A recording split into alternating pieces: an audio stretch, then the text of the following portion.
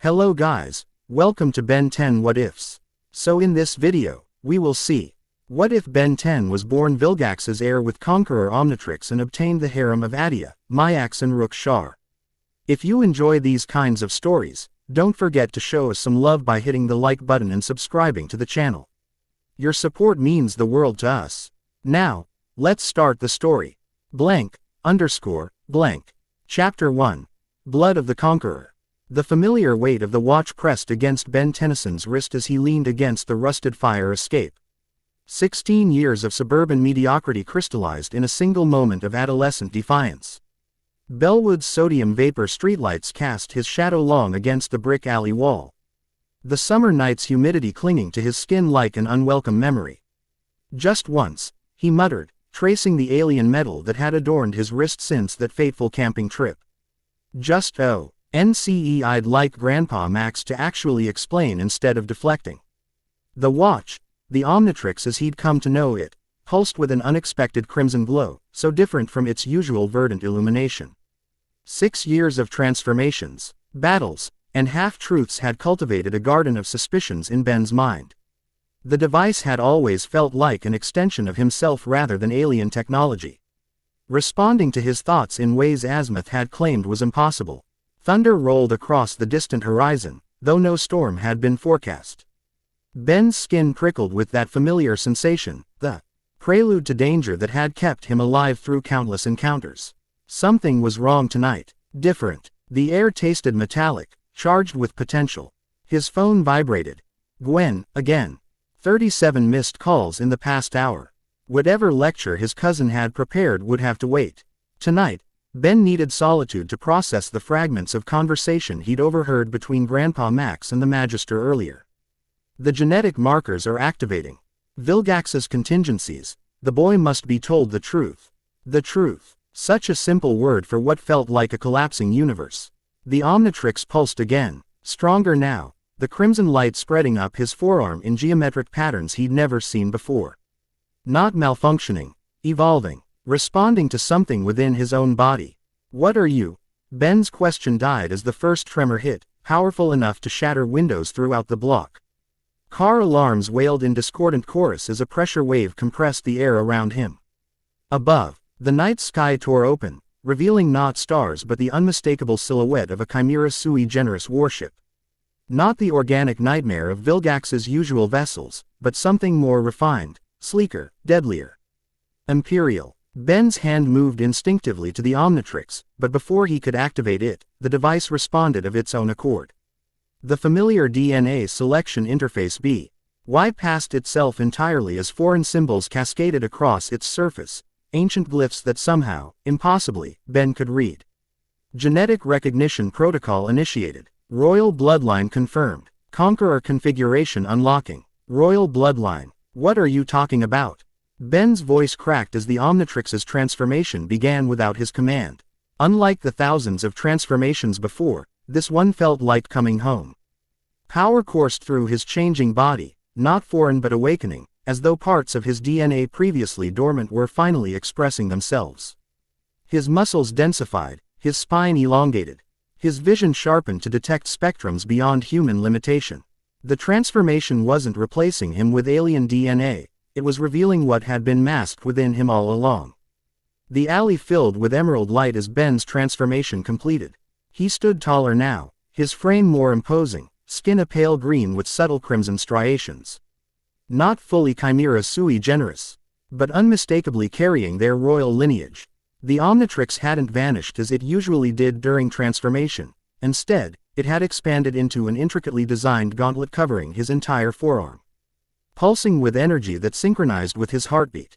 Ben caught his reflection in a shattered window, familiar green eyes now set in an alien face that carried haunting echoes of Vilgax's features.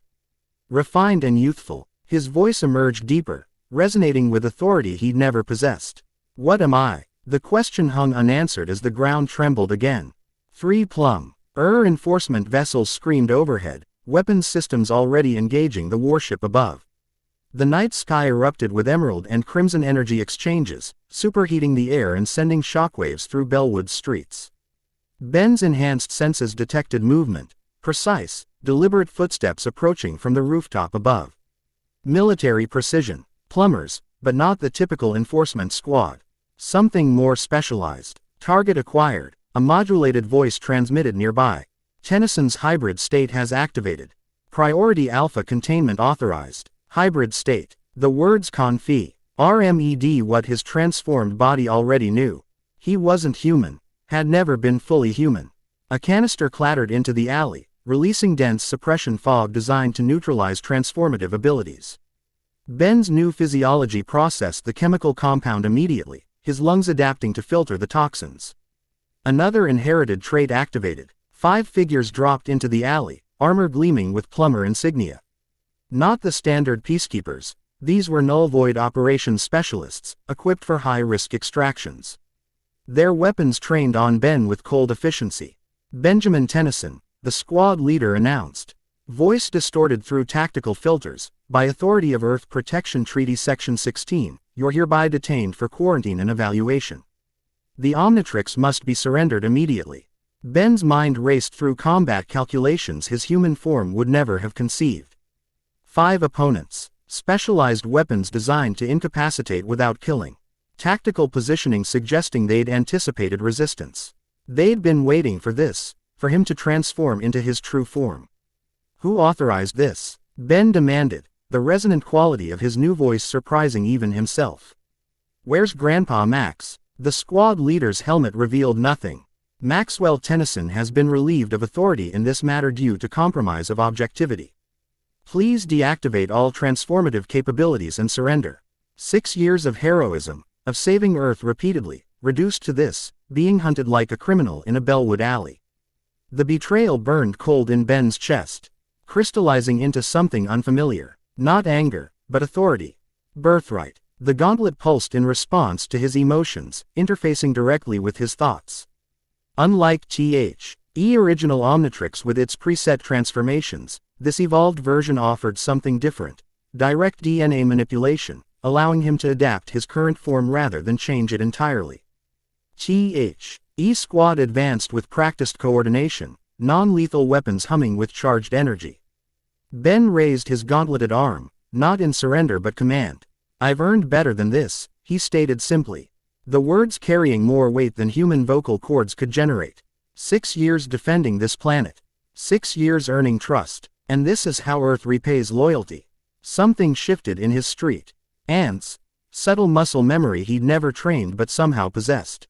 Royal bearing. Conqueror's confidence. Stand down. The squad leader ordered, tension evident despite the vocal modulation. This isn't personal, Tennyson. Your genetic status has triggered protocols established after the Vilgax conflicts.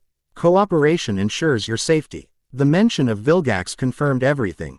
The pieces ignited with terrible clarity. Why the original Omnitrix had sought him out, why it responded differently to him than anyone else, why Azimuth always regarded him with such calculated ambivalence. The Saint energy pulse fired without warning, a containment beam designed to create a stasis field. Ben moved with inherited reflexes, the beam dissipating harmlessly against his gauntlet. The Conqueror Omnitrix absorbed the energy, converting it to usable power that flooded Ben's nervous system with enhanced processing speed. I wouldn't have resisted, Ben said, genuine regret coloring his words. If you'd just explained instead of attacking, I would have cooperated. Remember that. What followed wasn't a battle but a demonstration. Ben moved with precision that his human form had never achieved, each motion efficient and devastating. The squad's coordination fractured against his intuitive understanding of their tactics. He disabled their weapons with targeted strikes, neutralized their mobility with environmental manipulation, and systematically reduced 5 elite operatives to disarmed observers in under 30 seconds. Not a single lethal blow. Not one unnecessary injury, just the unmissed, audible message that he could have killed them all had he chosen to. The squad leader remained standing, sidearm disabled, posture rigid with professional discipline. You don't understand what you're becoming, Tennyson. What your genetic activation means. Then explain it, Ben countered, standing amidst the incapacitated squad. Because I'm through with half-truths. A new explosion rocked the night sky as the warship above engaged its primary weapons systems against the plumber vessels. Chunks of burning debris rained down on Bellwood, a smaller craft breaking formation to descend rapidly toward their position. Not plumber design, chimera sui generis technology, but streamlined for speed rather than combat. The squad leader's helmet retracted, revealing a face Ben recognized, Magister Patellidae. One of Grandpa Max's most trusted allies. "There's no time," Patellidae said, voice grave without the modulation. "Faction wars have broken out since Vilgax's disappearance. Multiple groups H. Avenue been searching for his heir, some to install you, others to eliminate the bloodline entirely. That ship above isn't your ally, Ben. It's here to ensure you never reach maturity. Heir." The word F. Elk both foreign and familiar on Ben's transformed tongue. "I'm not." "You are," came a new voice from above. A figure descended from the approaching craft on gravitational manipulators, tall, female. Chimera sui generis features unmistakable despite being more refined than Vilgax's brutal visage. Recognition hit Ben immediately. Myaxx, Azimuth's former assistant, the xenobiologist who'd helped design the original Omnitrix. She landed with practiced grace, eyes widening at Ben's transformed state. The genetic markers activated even earlier than predicted. Fascinating. Patellidae reached for an emergency beacon on his belt. Myaxx disabled it with a precise energy pulse from a wrist-mounted device. "I wouldn't," she advised coolly. "The plumbers have already proven they can't be trusted with the heir's safety." "We were containing a potential threat," Patellidae countered. "The Conqueror Omnitrix was never meant to be found, especially not by Vilgax's son." The confirmation hit Ben like physical impact. Son. Not metaphorically. Not spiritually. Biologically. "Grandpa Max." Ben began, pieces connecting rapidly. "He knew. All this time." "Of course he knew," Myaxx replied, activating a shield perimeter around them as debris continued falling. Maxwell Tennyson was responsible for Vilgax's defeat in the Petrosapian campaign. When he discovered Vilgax had hidden an heir on Earth, a.h. hybrid child with a human mother, he made a choice. Rather than eliminate you as plumber protocol demanded, he raised you himself, hiding your nature even from you. Out of love, Patellidae interjected. "Don't twist this, Myaxx. Max loved the boy regardless of his origin. And yet he lied for 16 years, Myaxx countered, turning to Ben. "The transformation you're experiencing now is merely true genetic heritage expressing itself. The Conqueror Omnitrix was designed specifically for Vilgax's bloodline, a failsafe to ensure his empire wouldn't collapse if he fell. It contains the DNA of the galaxy's most formidable warrior species, but it will only function fully for you." Another explosion rocked the night sky as the warship's primary weapons systems targeted Bellwood's plumber headquarters. Ben felt each impact as though the city were an extension of himself, territory under attack. "That ship," Ben gestured upward, "who commands it?" "Siphon," Myaxx answered grimly. "After your father's disappearance, he declared himself regent. When the Omnitrix's royal detection protocols activated, every faction monitoring for Vilgax's heir received the signal. Siphon arrived first, but others are coming, some to serve you. Others to destroy you before you can claim your birthright." Ben processed this information with newfound mental clarity. The gauntlet continued interfacing with his nervous system, providing tactical analyses and strategic options with each passing second. "I need to see Grandpa Max," Ben decided. "Now." "Impossible," Patellidae stated flatly. "Plumber HQ is evacuating. Max is coordinating Earth's defense against that warship." "Not a request," Ben replied, the authority in his voice becoming more natural. "Myaxx, can your ship get us to him?" The xenobiologist studied him with analytical intensity. "The plumbers will shoot us down the moment we approach their headquarters." "No," Ben corrected, glancing at his gauntlet as information flowed through their connection. "They're already overwhelmed defending against Siphon's attack. We'll use the chaos as cover." He turned to Patellidae. "Tell your squad to stand down when they recover. I don't want to hurt plumbers, they're just following orders." "And what exactly are you following, son of Vilgax?" Patellidae asked quietly. Ben met his gaze unflinchingly. "The truth." For once, the small craft descended further, its landing ramp extending. Myaxx gestured toward it. "Your father's empire spans 23 star systems. Thousands of worlds await their rightful ruler's return. But first, we Need to get you off Earth before Siphon reduces this city to ash trying to eliminate you. Ben looked up at the warship, then back toward the suburban streets where he'd grown up in blissful ignorance. The dichotomy wasn't lost on him. Average teenager and alien conqueror's heir, both identities equally valid, equally his. I'm not leaving without answers, Ben stated firmly, stepping toward the craft. And I'm not leaving Earth undefended. Myaxx's expression suggested she'd expected nothing less. The genetic markers didn't just activate your physical traits.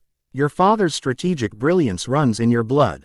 What do you propose? Ben ascended the ramp, the unfamiliar sensation of making decisions that affected worlds settling onto his shoulders with surprising naturalness. First, we secure Grandpa Myaxx. Then we neutralize Siphon without destroying his ship. We'll need it. After that, he paused, tasting the unfamiliar concept. We begin reclaiming what's mine. The craft's interior was sleek, designed for efficiency rather than comfort. Crystalline control interfaces responded to Myaxx's touch as she initiated launch sequences. Through the viewport, Ben watched Bellwood growing smaller, the perspective shifting his perception of the place he'd called home. You adapted to your heritage remarkably quickly, Myaxx observed, inputting coordinates. Most hybrids experience severe psychological trauma during genetic awakening. Ben studied his transformed hands, the green skin and subtle strength. I've spent 6 years turning into different alien species. This is just one more transformation. He paused. Except it isn't, is it? This is who I actually am. Partially, Myaxx corrected, the craft accelerating toward the plumber headquarters now visible in the distance. Its defensive systems engaged against Siphon's bombardment. Your mother was human. Your hybrid nature is genuine, not merely a disguise. My mother, Ben repeated, the word suddenly carrying new weight. Who was she? Myaxx's expression shifted subtly. That information wasn't included in my briefing materials. Vilgax kept certain matters private, even from his closest associates. The craft banked sharply to avoid debris from the aerial battle. Ben processed this additional mystery with surprising calm, compartmentalizing questions for later examination, another inherited trait manifesting naturally. Approaching plumber headquarters, Myaxx announced. Their defensive systems will. A warning klaxon blared as targeting systems locked onto their vessel.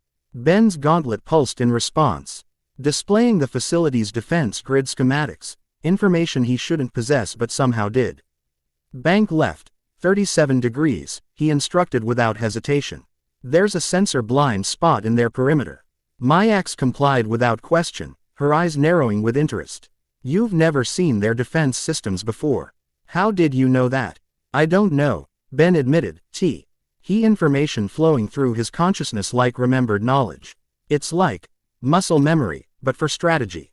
I can see patterns, weaknesses. Tactical inheritance, Myaxx explained as aircraft slipped through the defensive grid undetected. Chimera sui generis royalty passed down not just genetic material but compressed experiential data, particularly regarding conquest strategies. Your father ensured his heir would possess his accumulated knowledge. The craft settled onto an auxiliary landing pad as chaos erupted around the facility. Plumber defenses concentrated on Siphon's warship, leaving their small vessel temporarily overlooked. They'll detect us soon, Myaxx warned, activating a personal shield generator. What's your plan for finding Maxwell without getting captured? Ben studied the facility's layout through his gauntlet's interface. I don't need to find him. He'll find me. He pressed a sequence on the gauntlet, broadcasting a specific frequency. Grandpa Myaxx gave me an emergency beacon when I was 10. Told me to only use it if I was in life-threatening danger. I've never activated it before today. The facility's doors remained sealed as alarms blared throughout the complex. Ben and Myaxx exited the craft, taking cover behind ventilation equipment as energy weapons discharged overhead. The plumbers will consider you a hostile force now, Myaxx cautioned. Especially in that form. Maybe, Ben acknowledged, his transformed eyes tracking defensive positions with automatic efficiency. But family is family, regardless of species. 3 minutes passed before a side access panel disengaged. A familiar figure emerged. Grandpa Myaxx, wearing standard plumber armor but without a helmet, his face etched with concern that deepened to shock as he registered Ben's transformed appearance. Ben, he breathed, weapon lowering instinctively. You've activated. The simple acknowledgement carried volumes of confirmation. No denial. No attempt to explain away what Ben had become. Just recognition of an inevitable truth finally revealed. "Hello, Grandpa," Ben replied, his transformed voice carrying across the space between them. "Or should I call you something else? Guardian, jailer, plumber agent assigned to monitor Vilgax's offspring." Myaxx Tennyson flinched at the accusation but didn't retreat. "You were never a prisoner, Ben. You were my grandson, regardless of your biological origins." His eyes shifted to Myaxx. "I see Azimuth's former assistant found you first. Convenient timing. Unlike you, I never hid the truth from him," Myaxx countered smoothly. "The truth?" Max's expression hardened. "Which version? That his father conquered worlds for sport? That his heritage makes him the rightful heir to a regime built on subjugation? Or perhaps that every major force in the galaxy will now either try to control or kill him?" Ben stepped forward, positioning himself between them. "I don't care about the politics right now. What I care about is that you lied to me my entire life. About who I am. About what I am." The hurt beneath his words was palpable despite his transformed state. "Did my parents, Carl and Sandra, did they know?" Max's silence was answer enough. "They believed they adopted an orphaned human infant," Myaxx supplied when Myaxx wouldn't. "The plumbers provided falsified documentation." Another explosion rocked the Facili. Ty-S Siphon's warship concentrated fire on the defense grid. Alarms blared with increasing urgency. "We don't have time for this," Myaxx decided, gesturing toward an internal corridor. "The facility is evacuating. We need to get you to safety." "Safety?" Ben echoed incredulously. "Your plumbers just tried to contain me. Permanently." "Not my order," Myaxx insisted, genuine anger flashing in his eyes. "When your genetic markers began activating last week, I wanted to tell you everything. The Plumber High Command overruled me, citing the Vilgax protocols. They planned to place you in stasis until they determined whether your transformation posed a threat. And did you fight this decision?" Ben demanded. Myaxx met his gaze without flinching. "I resigned my commission rather than implement it. Why do you think I'm out here meeting you instead of coordinating our defense?" The answer surprised Ben, his anger temporarily derailed. Before he could respond, his gauntlet pulsed with an urgent alert, a targeting system locking onto their position. "Move," Ben shouted, tactical inheritance activating again. He lunged forward, tackling both Myaxx and Myaxx as concentrated energy fire obliterated their previous position. Not from Siphon's ship, but from within the plumber facility itself. Through the smoke emerged a containment team, elite plumbers in specialized armor designed for high-risk extractions.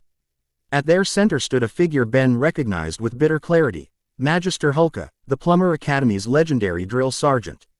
"Maxwell Tennyson," Hulka announced formally, "stand down and withdraw. The hybrid is now classified Omega-level containment by direct order of the Magistrata." Myaxx rose slowly, positioning himself between the squad and Ben. "The hybrid is my grandson and an Earth-born citizen with rights the plumbers are bound to respect." "The son of Vilgax has no rights under Galactic Code," Hulka countered flatly. "The bloodline is scheduled for termination following the Damascus Resolution." "Stand aside, Myaxx. Your service record has earned you consideration, but I will remove you if necessary."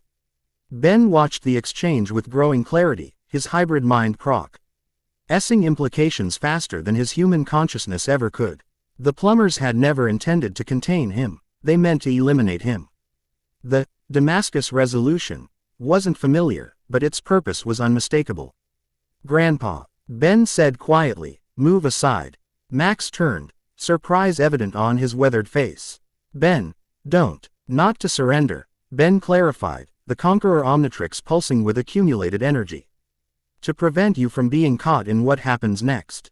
Understanding dawned in Myaxx's eyes, not fear of what Ben might do, but recognition of the tactical assessment his grandson had made. He stepped aside, not in abandonment but acknowledgement of Ben's right to defend himself. Hulka interpreted the movement differently. "Wise decision, Tennyson. The hybrid will be processed humanely. My name," Ben stated clearly as he stepped forward, "is Ben Tennyson. Son of Vilgax, yes, but raised by Myaxx Tennyson, protector of Earth, and wielder of the Omnitrix." I've saved this planet more times than you've filed reports. Magister Hulka. The Conqueror Omnitrix interfaced directly with Ben's nervous system, tactical data flowing into his consciousness. 10 armed operatives. Specialized containment equipment. Non-lethal weaponry with lethal override capability. Standard plumber formation for high-risk targets. Your heritage makes you an existential threat, Hulka replied without emotion. Nothing personal, Tennyson. Quote, nothing personal, Ben echoed, a bitter smile crossing his transformed features. Funny how people always say that before doing something unforgivable. What followed wasn't combat in the traditional sense. It was systematic dismantling. Ben moved with precision that his human form had never achieved, each motion calculated for maximum efficiency. The Conqueror Omnitrix enhanced his hybrid physiology beyond even standard Chimera sui generis capabilities, feeding him tactical options with each passing microsecond. Energy weapons discharged in coordinated patterns.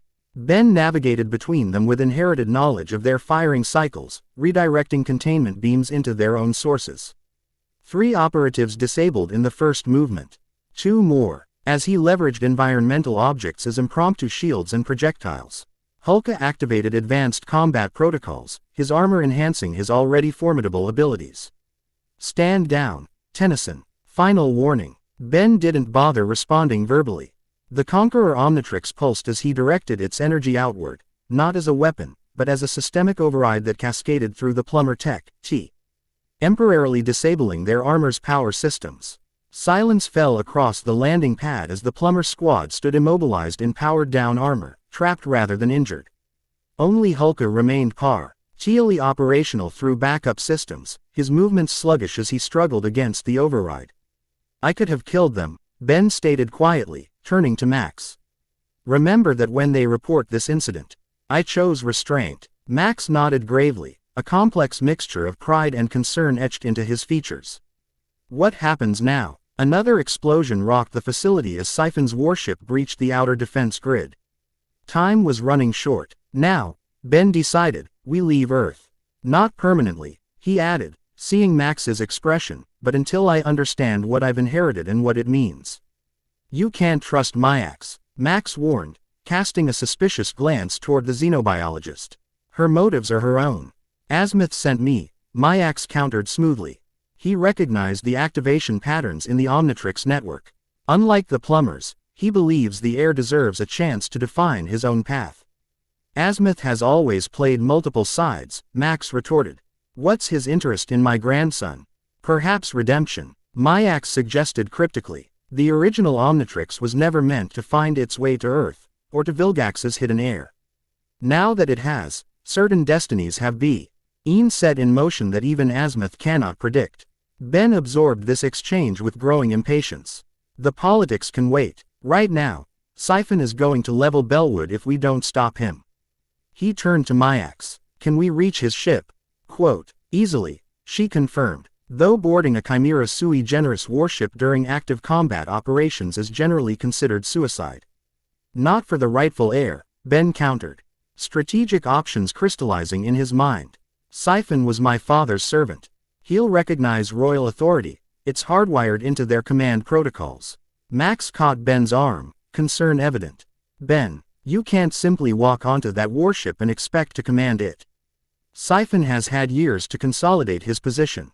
He'll kill you the moment you reveal yourself. No, Ben replied with certainty born of inherited knowledge. He'll try to use me. All usurpers need legitimacy, Grandpa. What better source than controlling the true heir? He'll attempt manipulation before assassination. And that gives you an advantage, Myaxx realized, his own strategic mind recognizing the opportunity. Precisely. Ben turned to Hulka, still struggling against his immobilized armor. When you report this to your superiors, tell them 2 things. First, that I chose not to eliminate plumber assets when I could have, and second, that Earth remains under my protection, regardless of my heritage. Hulka's expression remained defiant despite his predicament. The son of Vilgax, protecting Earth. Your father tried to conquer this world multiple times. I'm not my father, Ben stated simply. I was raised by Myaxx Tennyson. Remember, some lessons stick, regardless of genetics. The facility shuddered again under Siphon's continued assault. Alarms blared with increased urgency as SYS. TEMs began failing throughout the complex. "We need to move," Myaxx urged, already heading toward their craft. Ben turned to Max one final time. "I'll return, Grandpa, when I've figured this out. When I understand what I'm meant to do with this inheritance." Max's expression softened despite the chaos surrounding them. "I know you will." He hesitated, then added, "Your father wasn't always the monster he became. Once, he was considered a visionary among his people, before power corrupted his purpose. Remember that legacy exists too." The revelation struck Ben with unexpected force, another piece of his identity previously denied him. Not just Conqueror's blood, but Visionary's purpose. "Take care of Mom and Dad," Ben said quietly. "Explain what you can." "I will," Max promised. "And Ben, whatever you become, whoever you choose to be, you'll always be my grandson first." The sentiment carried Ben through the next moments as he joined Myaxx aboard her craft. Through the viewport, he watched Max Tennyson, the man who had raised him despite knowing his true nature, coordinating the facility's evacuation with characteristic efficiency.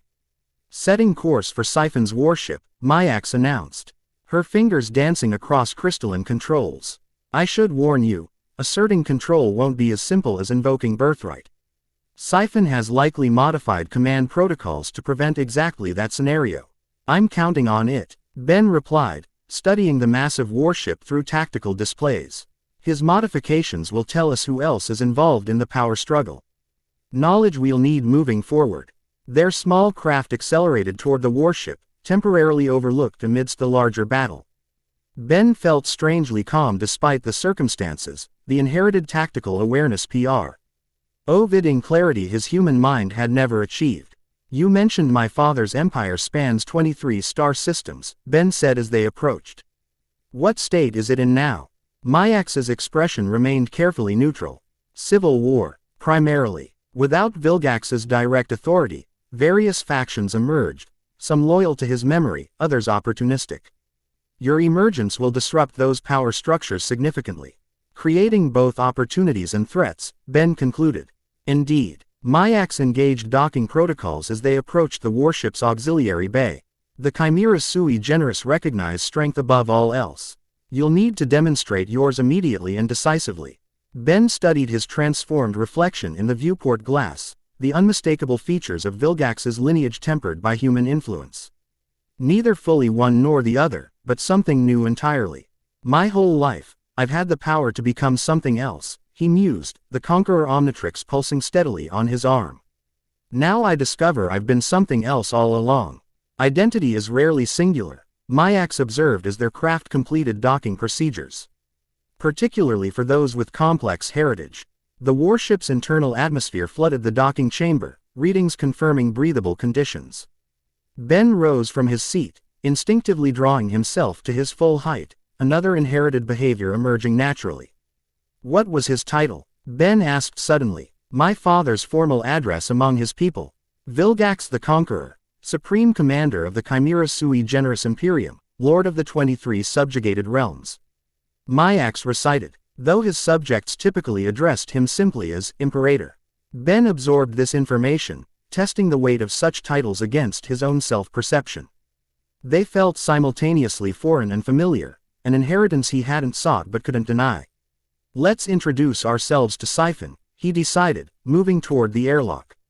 Quote, "And remind him what happens to those who attack what belongs to the heir of Vilgax." The warship's internal corridors reflected typical Chimera sui generis architecture, functional, imposing, designed to emphasize the authority of those who commanded such vessels. Crew members scattered at their approach, recognition and confusion evident in their reactions to Ben's appearance. "They see the resemblance," Myaxx noted quietly. "Word will reach Siphon before we do." "Good," Ben replied, tactical inheritance mapping the ship's layout in his mind. "Let him prepare. Let him worry." They encountered minimal resistance as they moved toward the command center, not through lack of security, but through the confusion Ben's presence created among the crew. Chimera sui generis warriors trained their weapons but hesitated to fire. Genetic recognition overriding Siphon's authority in that crucial moment. The command center doors loomed ahead, heavily secured but ultimately meaningless against the authority Ben now wielded. He approached confidently, the Conqueror Omnitrix interfacing with the ship's systems without physical contact. Identification protocols activated, an automated system announced. Genetic signature recognized. Royal lineage, primary bloodline. Access granted, heir apparent. The massive doors parted to reveal the command center, a sprawling chamber dominated by tactical displays and monitoring systems. At its center stood Siphon, his skeletal features contorted in a mixture of shock and calculation. Impossible, he breathed, backing toward the commander's position. The heir was eliminated during the Petropia campaign. Evidently not, Ben replied, entering the chamber with measured steps, Myaxx following at a respectful distance. Hello, Siphon. I believe you're occupying my father's chair. Around them, the command crew watched with tense uncertainty, loyalty to Siphon warring with ingrained respect for royal blood. Siphon recognized the precariousness of his position immediately, his expression shifting from shock to obsequious deference with practiced ease. Young master, he recovered smoothly, executing a formal bow. What a momentous day. Had I known of your survival, I would have sought you out myself rather than merely responding to the Omnitrix activation signal. By bombarding Earth, Ben inquired coolly. Curious method of searching. Siphon's eyes darted briefly to the tactical displays showing the ongoing attack. A regrettable necessity. The plumbers would have contained you indefinitely, or worse. I merely created the diversion necessary for your escape. He spread his hands in a gesture of benign servitude. All done in service to your father's legacy, which I have faithfully preserved awaiting the rightful heir's return. The performance was masterful, almost convincing despite its transparent falsehood. Ben allowed the lie to hang between them, studying Siphon's body language with enhanced perception. The slight tension in his shoulders. The positioned distance from emergency controls. The subtle signals to security personnel. Cease the attack on Earth, Ben commanded, his voice carrying the unmistakable resonance of royal authority. Immediately, Siphon hesitated fractionally, enough to confirm his true intentions. Of course, young master. Though perhaps we should withdraw to safer territory before disengaging. The plumbers will surely. That wasn't a suggestion, Ben interrupted, the Conqueror Omnitrix pulsing with gathered energy. It was your first test of loyalty. One you're currently failing. Understanding dawned across Siphon's features, the realization that manipulation would not succeed. His demeanor transformed instantly from fawning servant to cold pragmatist. You are not your father, he stated flatly, signaling his security detail, merely a hybrid accident carrying his blood. The Empire requires experienced leadership, not an untested child playing at conquest. The security detail raised their weapons, 8 elite warriors positioned strategically throughout the command center. Ben didn't flinch, tactical inheritance already calculating optimal responses. I never claimed to be my father, Ben replied calmly. That's precisely why you fear me. What followed was not the battle Siphon anticipated. The Conqueror Omnitrix activated at Ben's thought, not transforming him but enhancing his hybrid form further. Each security operative found their weapons systems malfunctioning simultaneously as the device interfaced directly with the ship's control network, another feature uniquely keyed to royal genetics. Command Override Tennyson Alpha, Ben stated clearly, the name a deliberate choice, honoring both bloodlines that formed his identity. Security protocols reset to hereditary recognition. Throughout the ship, systems responded instantly to the royal genetic signature embedded in the command. Doorways sealed, weapons deactivated, command interfaces locked to all but Ben's authorization. Siphon lunged for the emergency evacuation controls, but Myaxx intercepted him with surprising speed, her own combat training evident in the precise strike that incapacitated him temporarily. The crew will follow strength, she reminded Ben quietly. They need to see their new leader claim authority decisively. Ben approached the commander's position, his father's former place of power. The systems recognized him instantly, interfaces reconfiguring to his genetic signature. Through these controls, he could continue the attack on Earth or withdraw. Destroy or preserve, his first real decision as heir to an empire built on conquest. The choice proved simpler than expected. Attention all personnel, Ben announced, his voice carrying throughout the vessel. This is Benjamin Tennyson, son of Vilgax and rightful heir to the Chimera sui generis imperium. The attack on Earth ceases immediately. All weapons systems stand down. Navigation. Prepare for departure from Earth orbit. He turned to Siphon, now restrained by ship security, responding to the command override. You sought to eliminate me before I could claim my birthright. Under my father's laws, the penalty would be immediate execution. Siphon's features contorted with hatred and fear, the combination familiar to those accustomed to serving tyrants. Your father would not have shown weakness, he spat. Already you prove unworthy of his legacy. I'm not claiming his legacy, Ben corrected firmly. I'm establishing my own. He addressed the security detail. Confine him to quarters under guard. He will face proper justice when we reach Vilgaxia. The mention of the throne world sent ripples of reaction through the command crew, confirmation that Ben intended to claim not just this ship but his father's entire empire. Siphon was removed, his protestations fading as the doors sealed behind him. Ben settled into the commander's position, the systems interfacing seamlessly with his gauntlet. The tactical displays showed Earth below, the plumber facility still recovering from the attack. Through enhanced communications, he opened a channel directly to Grandpa Myaxx. This is Ben Tennyson to Plumber Command. The threat has been neutralized. Siphon's forces are under my control and will be leaving Earth orbit immediately. No further hostile action will be taken against this planet. After a moment's delay, Max's voice responded, relief evident despite the formal tone. Acknowledged, Ben. The plumbers will stand down offensive operations but maintain defensive posture until your departure is confirmed. The professional exchange masked the personal significance for both. Some things couldn't be said on monitored channels. I'll return, Ben added simply, knowing Myaxx would understand the promise beneath the words. Earth remains under protection. Understood, Myaxx replied. Safe journey. The channel closed as Ben turned to Myaxx, who observed him with analytical interest. The Empire awaits its new leader. She noted. What course shall I instruct navigation to plot? Ben considered the question carefully, inheritance knowledge providing coordinates for numerous strategic locations, throne worlds, military outposts, resource centers. The expanse of his father's conquest spread before him like a map of possibilities. Vilgaxia, he decided finally. The throne world first. I need to understand what I've inherited before I can decide what to do with it. Myaxx nodded approvingly. A wise first step. Though I should warn you, various factions will have established claims in your absence. The throne world will not welcome you without challenge. I'm counting on it, Ben replied, studying the star charts displaying his father's, no, his, territories. Those challenges will reveal who can be trusted and who cannot. As the massive warship broke Earth orbit, Ben watched his home planet receding through the viewing portal. 16 years of human life, of believing he understood his place in the universe, now transformed into something far more complex. Not erased, incorporated into a larger identity he was only beginning to comprehend. The Conqueror Omnitrix pulsed steadily on his arm, adapting continuously to his hybrid physiology. Unlike the original device, this version didn't merely grant temporary powers, it enhanced what already existed within him, unlock King potential that had always been there beneath the surface. We'll enter hyperspace jump range in 3 minutes, a navigation officer reported respectfully.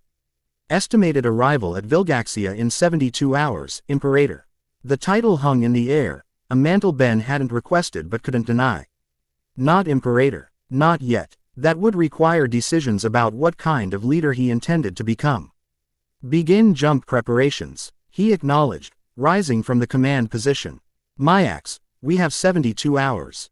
I need to know everything. About my father's empire, about the factions competing for control, about the resources at our disposal, and about the Conqueror Omnitrix, she added, gesturing to his gauntlet. Its capabilities extend far beyond what you've witnessed today. Azimuth design. The original device is a tool for understanding. Your father's scientists modified the design for conquest. The version you wear contains elements of both, potentially more powerful than either predecessor. Ben studied the device thoughtfully. Knowledge and power, understanding and conquest, seems appropriate for someone with my complicated heritage. As the stars blurred into hyperspace streams around the vessel, Ben Tennyson, son of Vilgax, grandson of Myaxx, hybrid heir to an interstellar empire, faced the uncertain future with unexpected clarity. Whatever he would become wouldn't be defined solely by either bloodline, but by the choices he made moving forward.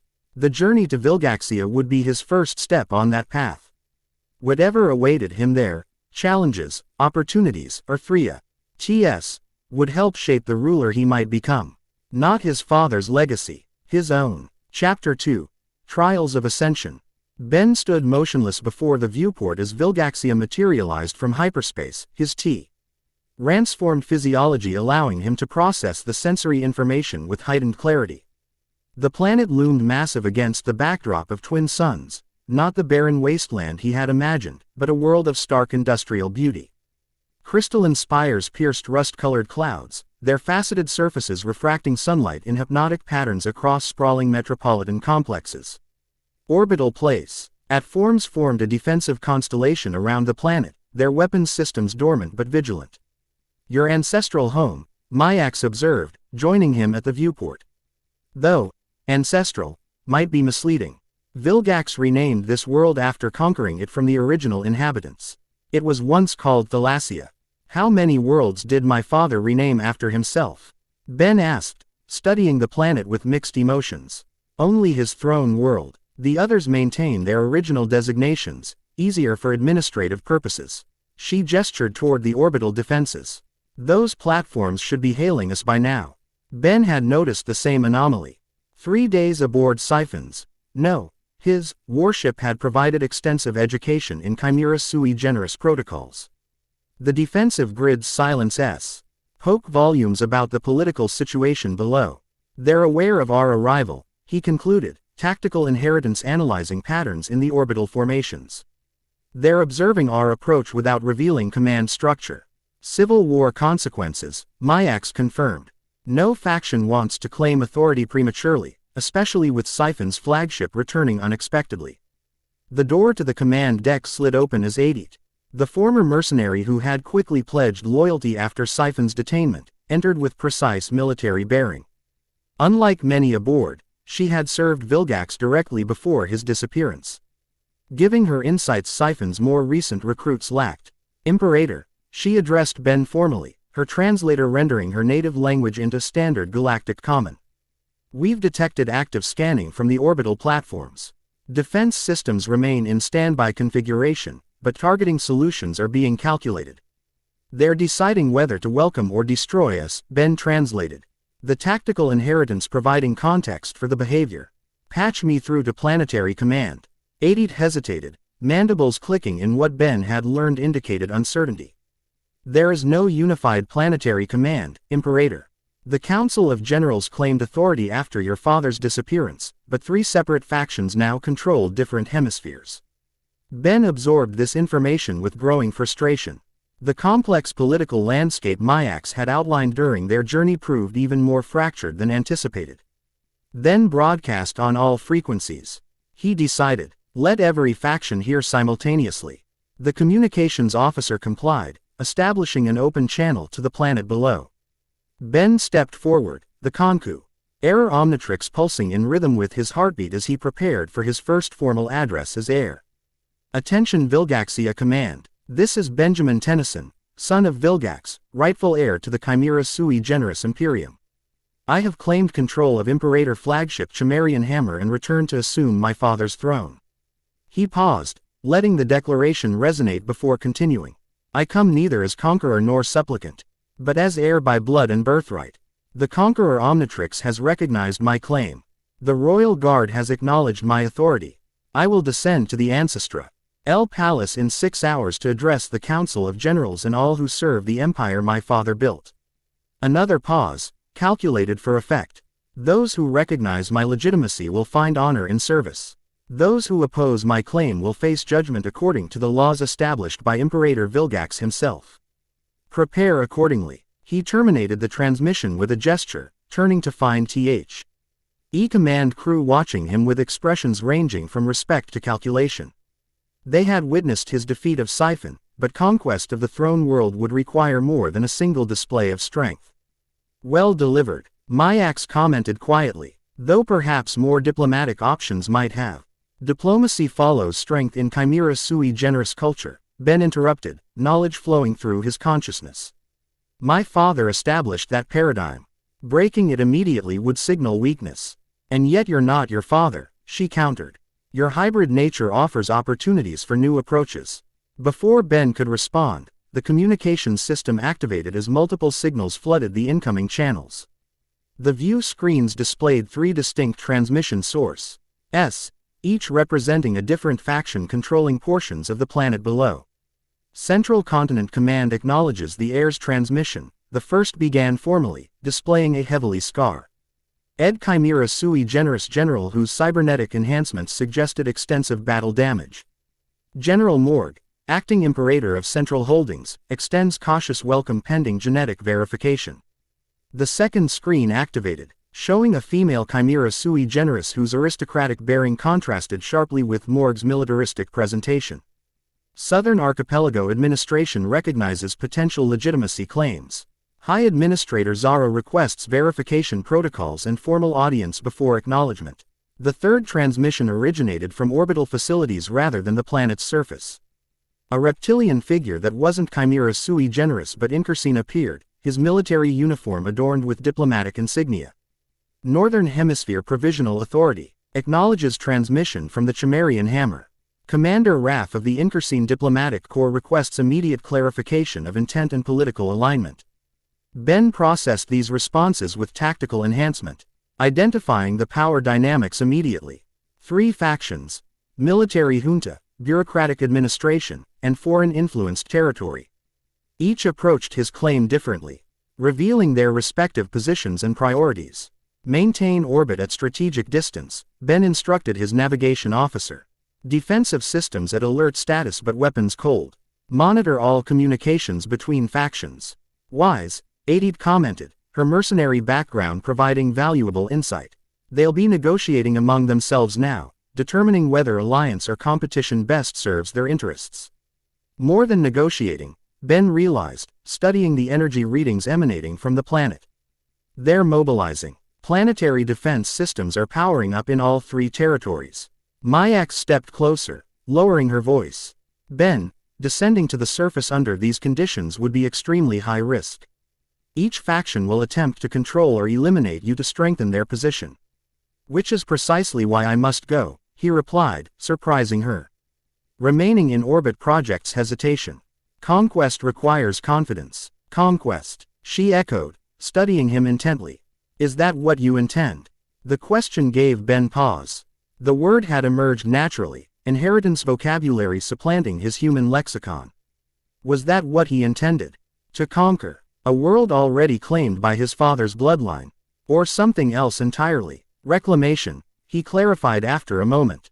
This world is already part of the empire I've inherited. I'm not conquering, I'm resolving a succession crisis. Through strength, she noted, neither approving nor condemning. Through recognized authority, Ben corrected, gesturing to the conqueror Omnitrix. This device NT Ains protocol specifically designed for royal succession. Let's use them. He turned to Adit, who awaited instructions with professional patience. Prepare a diplomatic shuttle, limited secure, ITY detail, make it clear we're not attempting military landing. And arrange for Siphon's transfer to surface detention facilities. Using him as leverage, Adit inquired, mandibles clicking with what Ben now recognized as approval. Using him as example, Ben clarified. Each faction will want him for different reasons. His fate demonstrates my authority. As preparations began for planetary descent, the communications system activated again, this time with an unexpected signal originating not from Vilgaxia but from an approaching vessel emerging from hyperspace at system's edge. Incur. Sean diplomatic cruiser requesting communication with acting Imperator Benjamin Tennyson, the communications officer reported, surprise evident in his tone. Transponder identifies the vessel as the Imperial amphibian carrying Princess Attea of the Incursine Empire. The name triggered immediate recognition. Attea, daughter of Emperor Milius, heir to the Incursine throne and notorious opportunist in galactic politics. Her presence complicated an already complex situation. Curious timing, Myaxx observed dryly. The Incursines have been attempting to expand influence in this sector since your father's disappearance. Attea's arrival suggests they received word of your emergence very quickly. Or they were already planning something involving Vilgaxia, Ben countered, tactical inheritance analyzing potential scenarios. Accept the communication. Let's hear what the princess wants.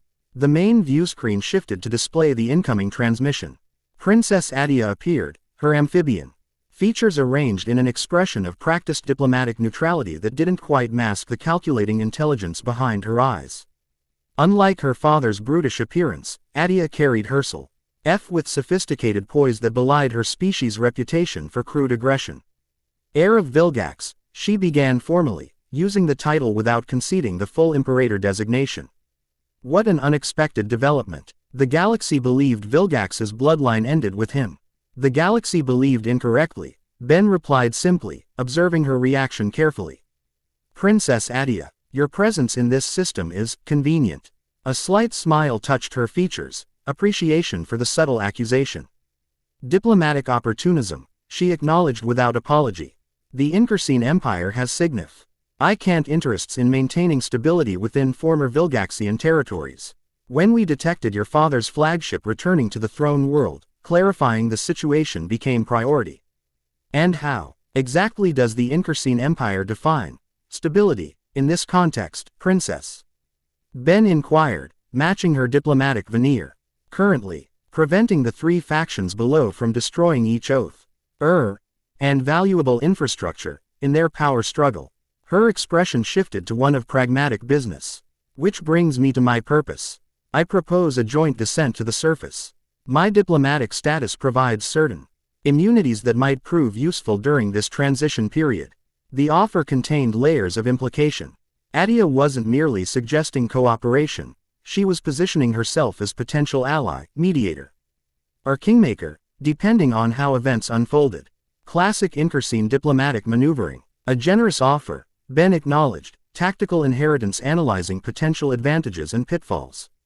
Though I'm curious why the heir to the Incursine throne would involve herself personally in Chimera's sui generis succession politics. Attea's expression remained carefully neutral, though something flickered in her eyes, respect for the directness of his question. Let's call it professional curiosity from one heir to another. Succession crises contain valuable lessons for those who might face similar challenges. The explanation was plausible but incomplete. Ben's tactical enhancement detected the careful omission of her primary motivation. Before he could press further, Myaxx intervened with subtle diplomatic skill. The heir would be honored to coordinate landing procedures with your vessel, Princess, she stated, using formal protocol to create negotiation space. Perhaps a preliminary discussion of mutual security concerns would be appropriate before planetfall. Of course, Attea agreed smoothly. I'll transfer to your vessel with a small security detail, if acceptable. Neutral territory for our discussion. Ben nodded agreement, recognizing the political theater involved. Attea was establishing herself as equal rather than supplicant, a position he could respect while maintaining his own authority. Transmission concluded, the communications officer announced as the screen returned to planetary displays. She's planning something, Ben observed once privacy was assured. Obviously, Myaxx confirmed. The question is whether her agenda aligns with yours or conflicts with it. Both, most likely, Ben decided, rising from the command position. Prepare for her arrival. Limited honor guard, formal protocol. I want to understand her intentions before we reach the surface. As preparations for the diplomatic reception proceeded, Ben withdrew to the private chambers assigned to the vessel's commander, spaces once occupied by his father.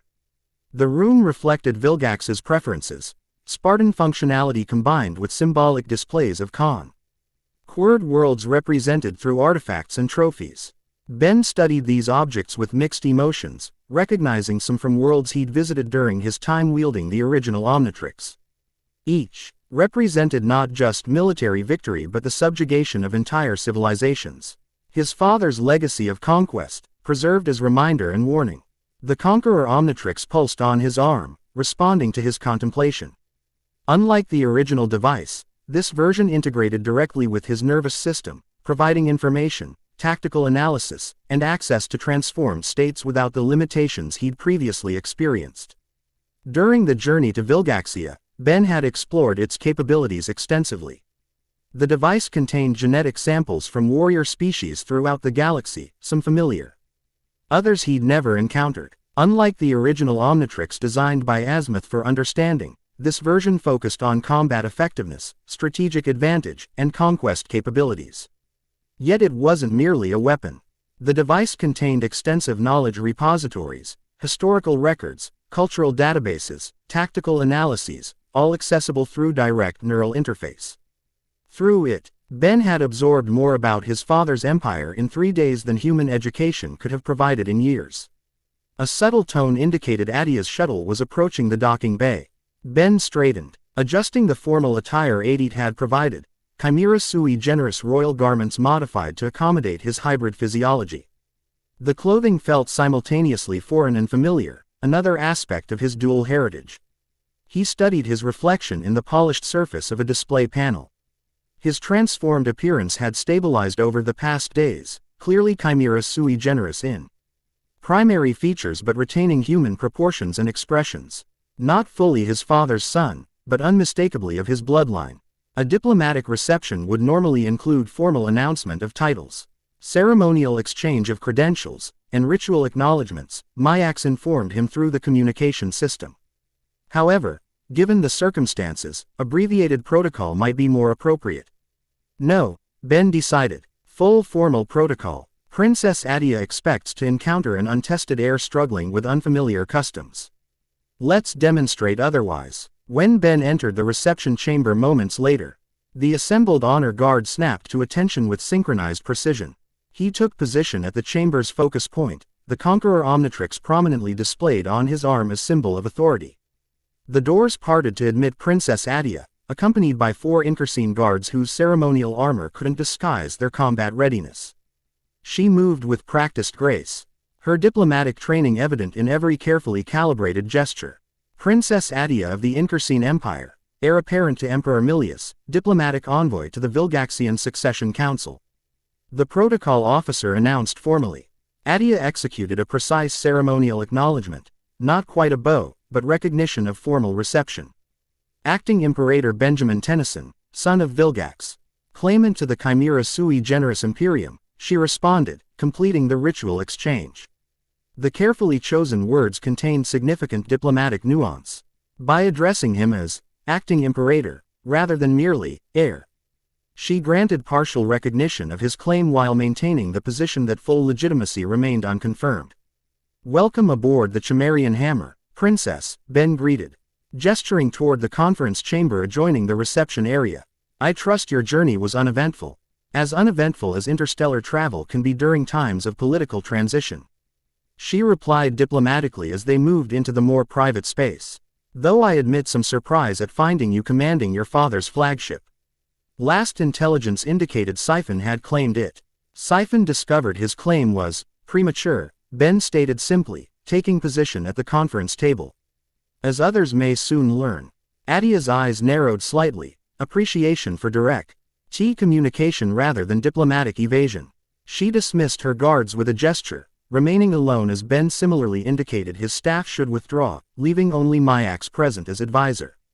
Let's dispense with excessive formalities, Attea suggested once privacy was assured. Time is limited before your announced planetfall, and we both have objectives to discuss. Agreed, Ben replied, studying her with tactical enhancement. Starting with why the Incursine heir personally involves herself in this situation when diplomatic staff would normally suffice. A slight smile touched Attea's features, genuine rather than diplomatic. Direct, refreshing, considering the political climate. She leaned forward slightly. The Incursine Empire has maintained conditional alliance with the Northern Hemisphere faction since your father's disappearance. Valuable trade agreements, military cooperation, mutual defense pacts, arrangements that benefit both our civilizations. Arrangements that might be jeopardized by my return. Ben completed the thought, or strengthened, she countered smoothly. Depending on your intentions for the empire you've claimed. The statement contained the crux of her interest, not merely protecting existing agreements but potentially expanding them under new leadership. Classic opportunistic diplomacy cloaked in collaborative language. And if my intentions include reunifying my father's territories under singular rule? Ben inquired, watching her reaction carefully. Then having established diplomatic channels with the galaxy's second-largest imperial power would seem advantageous. She replied without hesitation, particularly when that power controls territories bordering 12 of your father's 23 claimed systems. The strategic implications were clear. The Incarsine Empire had been positioning itself to absorb Vilgaxian territories had the succession crisis collapsed into full civil war. With Ben's emergence, they now pivoted to potential alliance, or at minimum, non-aggression. Your father understood the value of strategic partnership, Attea continued. The non-aggression pact between our empires allowed both to expand in different directions without wasting resources on mutual conflict. Partnership implies mutual benefit, Ben observed. What exactly does the Incarsine Empire offer the heir of Vilgax in this transitional moment? Attea smiled fully now. Recognition of substantive negotiation beginning. Immediate practical support. My diplomatic status grants me access to all three factions currently dividing Vilgaxia. I can facilitate your meetings with each leadership council without triggering defensive protocols. Additionally, the Incarsine fleet positioned at the system's edge provides significant deterrent against external opportunists who might see succession politics as invitation for intervention. The offer was substantial and pragmatic. Ben's tactical inheritance recognized both the value and the potential complications. Attea wasn't offering assistance without expectation of return. The question remained what price she would ultimately name. And in exchange, he prompted directly, conformity on of existing treaties between the Incarsine Empire and Vilgaxian territories once your authority is established, she stated without hesitation. Particularly the mutual defense and trade agreements, covering the Procyon and Malinus sectors. Ben accessed the relevant information through the Conqueror Omnitrix's knowledge repository. The sectors she mentioned contained valuable resources and strategic positioning, but weren't among the most crucial territories in his father's empire. A reasonable opening request in diplomatic terms. Reasonable initial terms, he acknowledged, noting her surprise at his immediate comprehension of the territories involved. Though incomplete without addressing the Incarsine military presence already established in Vilgaxia's northern hemisphere. T's expression shifted subtly, respect for his awareness of details she hadn't volunteered. Commander Raff's presence is strictly advisory, she explained. The northern faction requested technical assistance after your father's disappearance destabilized defense systems. Technical assistance that conveniently positioned Incarsine influence at the heart of Chimera's sui generis politics, Ben observed neutrally. Politics abhors vacuums, Attea responded with pragmatic shrug. Had your emergence not occurred, the three factions would likely have descended into full civil war within months. Incarsine Empire preferred stability in neighboring territory. And now, Ben inquired directly, now we prefer successful transition to legitimate authority, she stated, meeting his gaze directly. Contrary to certain galactic opinions, the Incarsine Empire values predictable borders with strong governance more than opportunity for expansion through conflict. The statement contained more than diplomatic posturing, an unusual level of candor suggesting Attea saw potential value in establishing genuine understanding rather than merely advantageous positioning. Interesting. Then let me be equally direct, Princess. Ben decided, leaning forward slightly.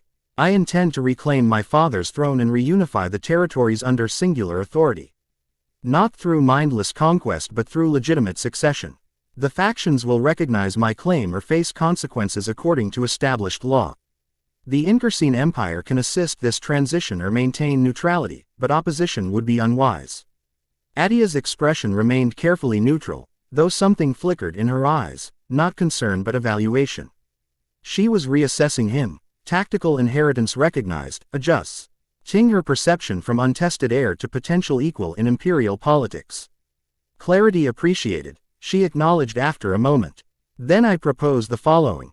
Joint planetfall as previously suggested, with my diplomatic status providing initial access to all three faction leadership councils. You present your claim directly, with Incarsine witnesses confirming legitimacy under galactic succession protocols.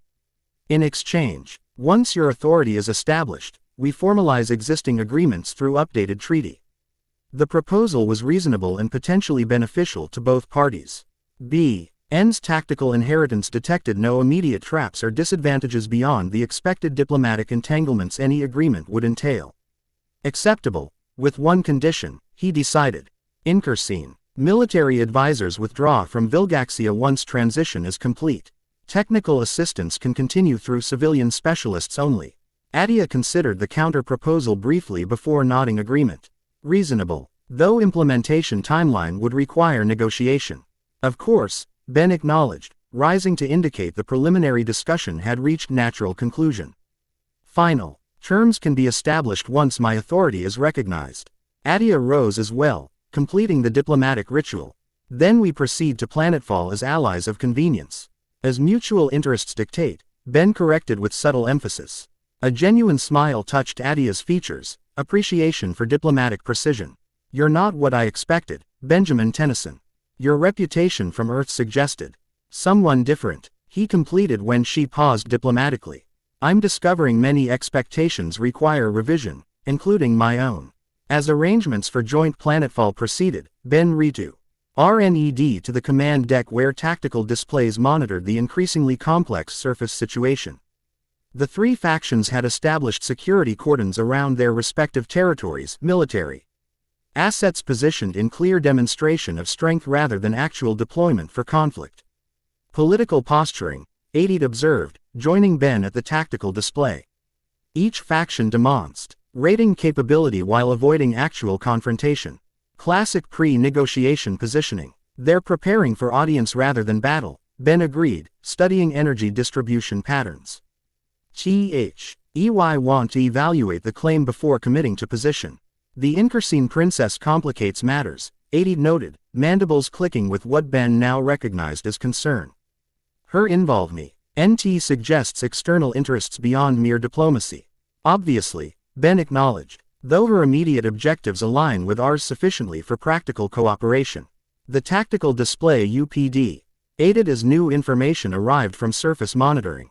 All three factions had issued formal acknowledgement of the heir's impending arrival, establishing ceremonial protocols for reception at the Sen. Tral Palace, neutral ground within the capital city where the Council of Generals traditionally convened. They've agreed to joint audience, Myaxx reported with mild surprise, reviewing the incoming protocols. Unexpected cooperation given recent relations. Not cooperation, Ben corrected, tactical inheritance providing context.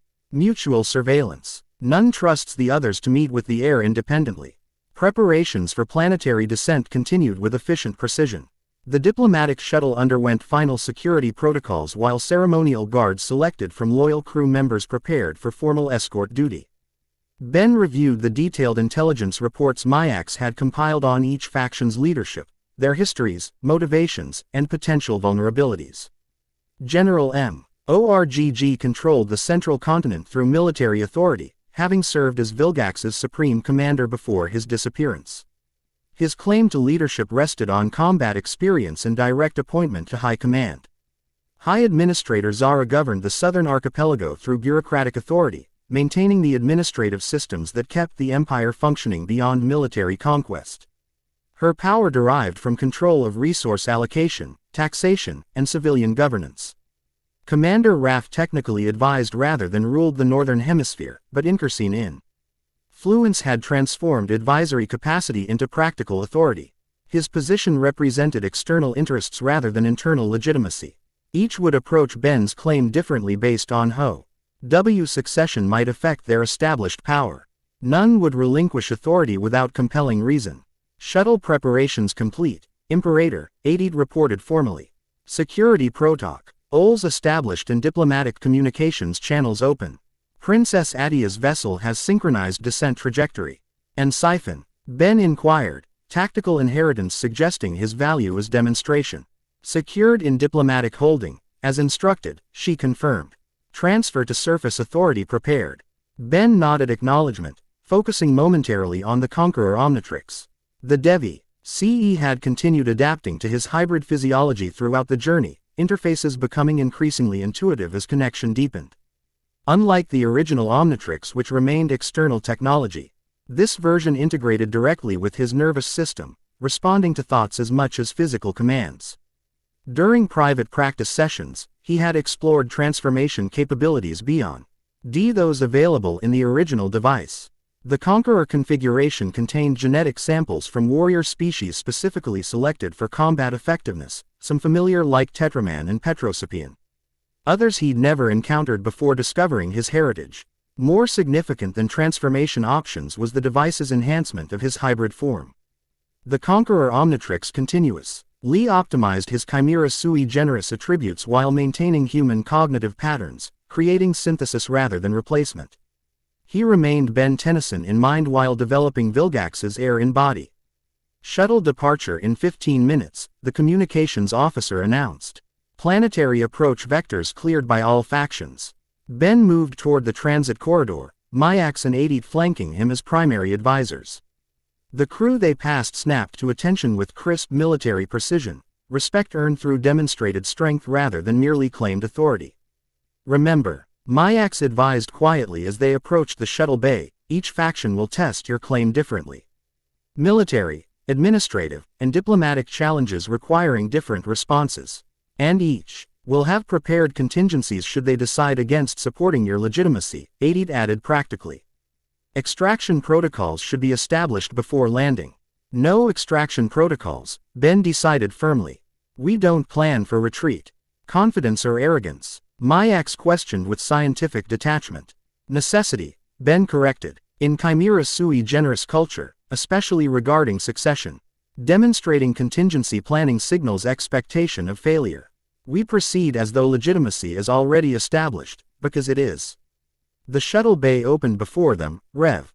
Ealing the diplomatic vessel prepared for planetfall. Unlike standard military transports, this craft featured ceremonial markings indicating royal passage, symbols of authority Ben was still learning to interpret through inheritance knowledge. Princess Attea waited beside her own shuttle, her formal diplomatic attire replaced with more practical field gear that nonetheless retained indicators of royal status. The change suggested she anticipated potential complications beyond ceremonial reception. Final surface reports indicate heightened security throughout the capital, she informed Ben as they met at the embarkation point. All three faction leaders have arrived at the central palace with their respective councils. Quite the audience you've assembled. Not audience, Ben corrected, Cetical inheritance providing cultural context. Witness council. Chimera sui generis succession law requires formal testimony from territorial representatives. Attea's eyes narrowed slightly. Reassessment of his knowledge base. You've studied your father's governance systems extensively. Inheritance includes more than genetic material, Ben replied, gesturing to the Conqueror Omnitrix. This device contains comprehensive archives of imperial law, custom, and precedent. Convenient, she observed neutrally. Though practical implementation often differs from theoretical knowledge, which why practical demonstration becomes necessary, Ben acknowledged as they boarded their respective shuttles. Planetary politics responds to strength, not merely legal theory. The descent to Vilgaxia's surface proceeded without incident, both shuttles maintaining synchronized approach vectors through the planet's turbulent atmosphere. Through the viewport, Ben observed the landscape transforming. From distant abstraction to immediate reality, industrial complexes sprawling across continental terrain, architectural styles blending utilitarian function with displays of imperial might. The Capita City emerged from rust-colored clouds, a massive urban development centered around the imperial palace, a structure whose scale and design reflected Vilgax's preference for imposing symbolism. Unlike many conquered worlds where indigenous architecture was preserved, Vilgaxia had been completely transformed to reflect its conqueror's vision. Approaching primary landing zone, the pilot announced, as their shuttle angled toward ceremonial grounds adjacent to the palace. Security perimeter established by all three factions. Formal reception committee visible on approach. Ben studied the gathering through tactical displays, representatives from each faction positioned in careful triangulation, honor guards maintaining precise distance from each other. The ceremonial grounds themselves represented neutral territory within the capital, traditionally used for imperial announcements and diplomatic receptions. The shuttle touched down with precision, landing mechanisms adjusting to compensate for the planet's slightly higher gravity. Ben felt the difference immediately as he rose, his hybrid physiology adapting instinctively to environmental conditions. Remember, Myaxx advised quietly as the embarkation sequence initiated. First impressions establish perception frameworks difficult to later modify. Your initial moments on Vilgaxian soil will define how the factions approach negotiations. Ben nodded acknowledgement, straightening to his full height as the shuttle doors parted to reveal the assembled reception committee. The Conqueror Omnitrix pulsed steadily on his arm, its presa.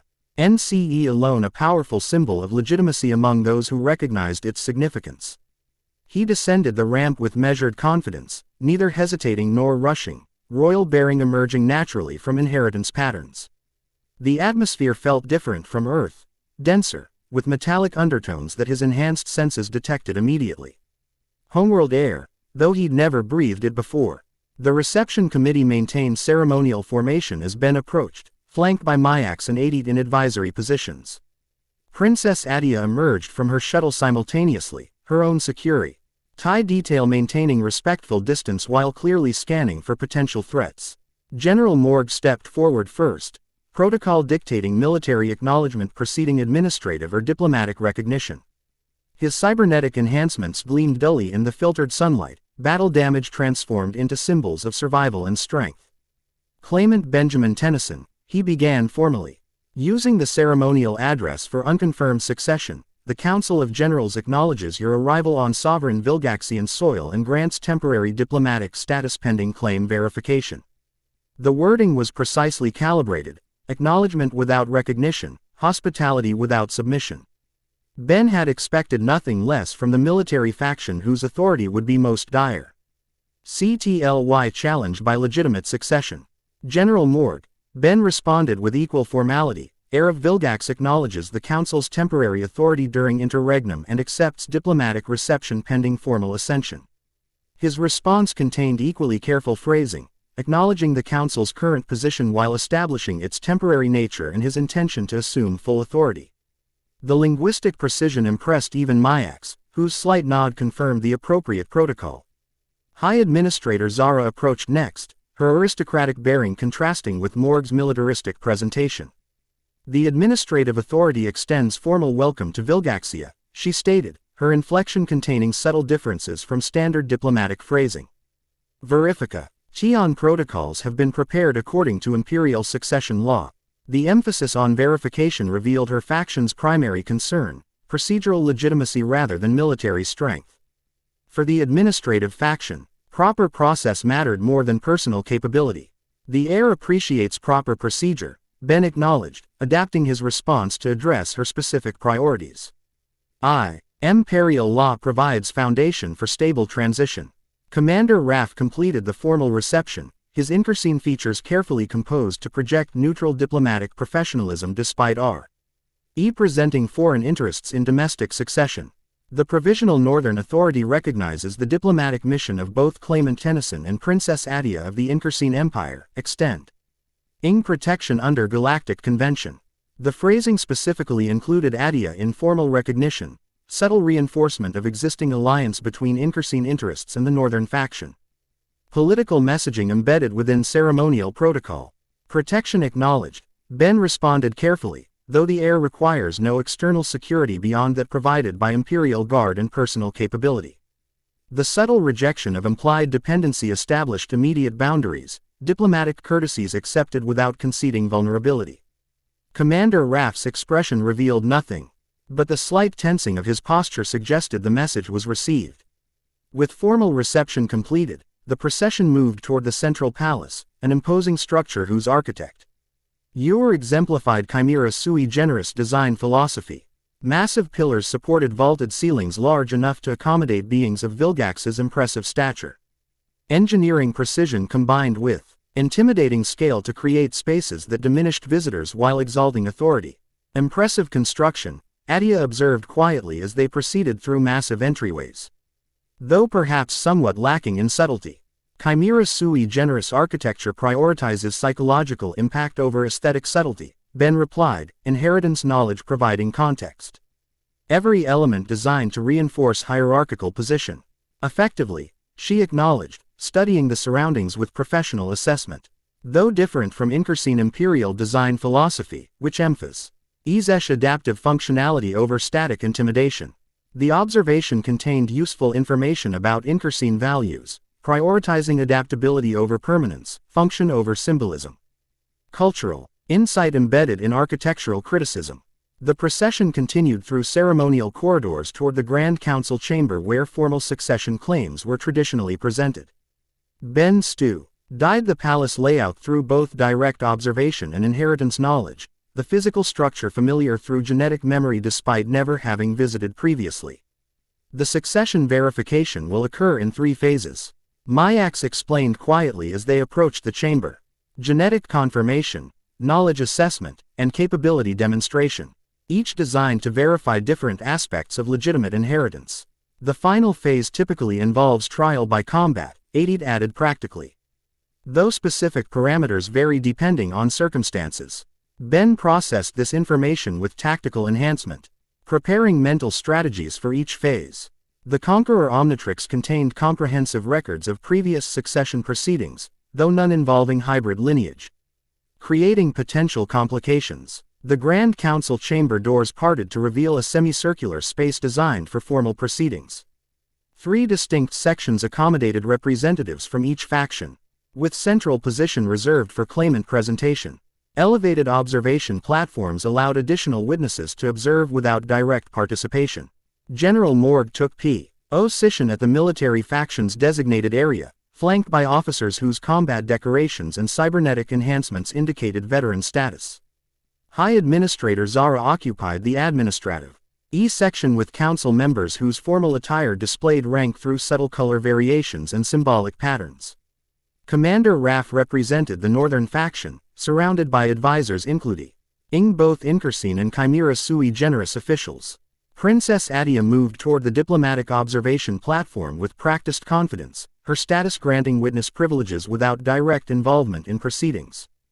Her calculating gaze surveyed the chamber's power dynamics with professional assessment.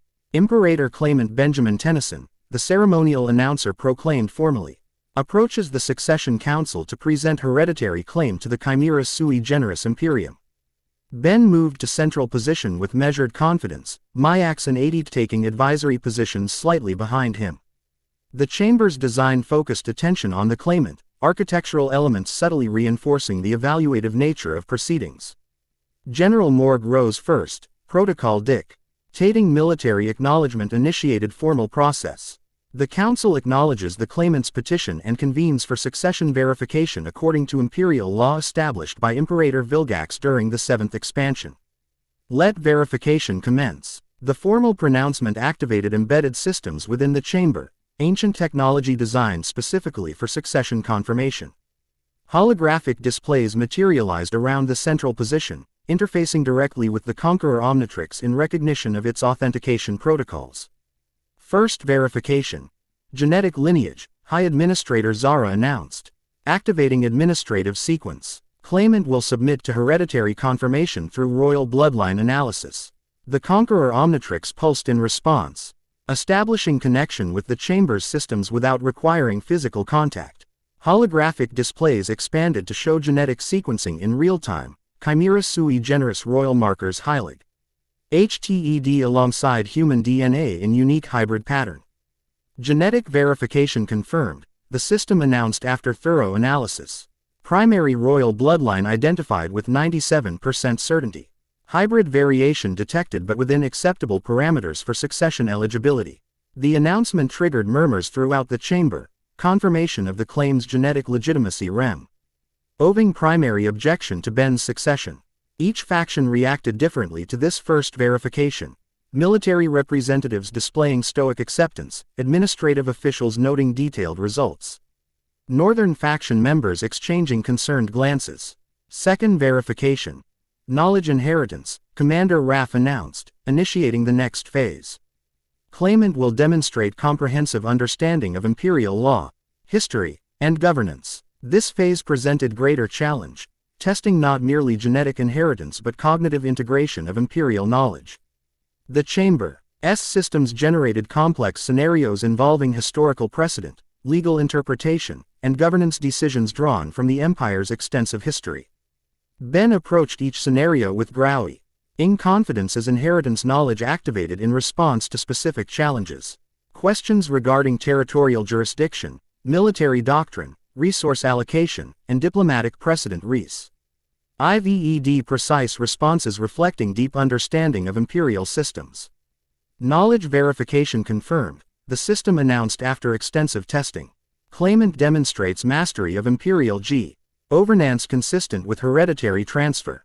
Procedural comprehension exceeds minimum threshold for succession qualification. The second confirmation shifted the chamber's atmosphere noticeably.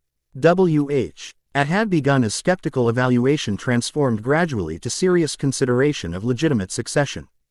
The factions, representatives exchanged meaningful glances, recognition that the claim suti SFIED technical requirements regardless of political preferences.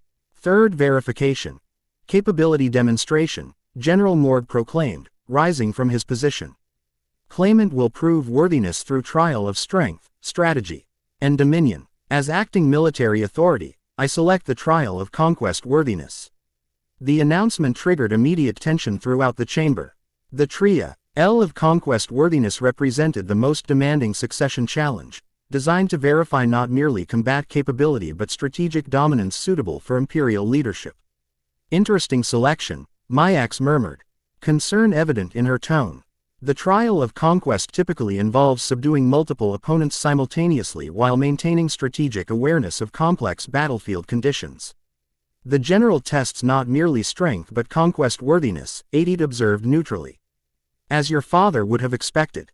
Ben processed this development with tactical enhancement, inheritance knowledge providing historical context for the specific trial.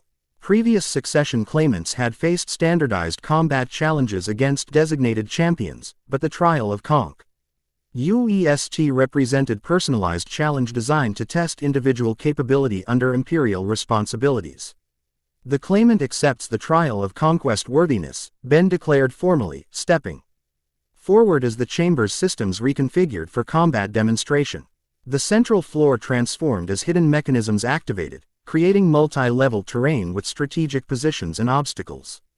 From peripheral chambers emerged 6 combatants, elite warriors representing each faction, armed with ceremonial but fully functional weapons.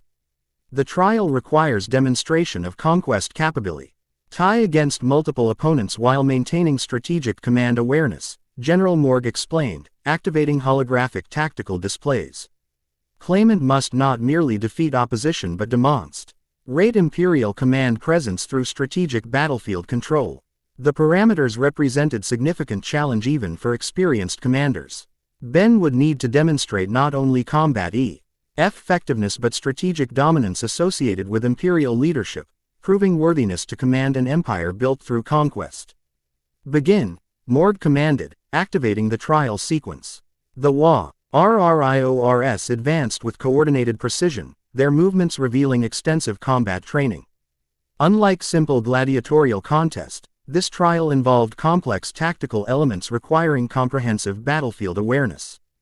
Holographic terrain features shifted unpredictably, simulating dynamic combat conditions experienced during actual conquest operations. Ben assessed the situation with tactical enhancement. The Conqueror Omnitrix interfacing directly with his nervous system to provide optimized response options. Unlike his previous approach to combat as human wielder of the original Omnitrix. This situation required demonstration of imperial capability rather than merely individual effectiveness. His response began not with direct engagement but with strategic positioning, movement T established dominant sight lines across the battlefield while limiting opponent coordination options.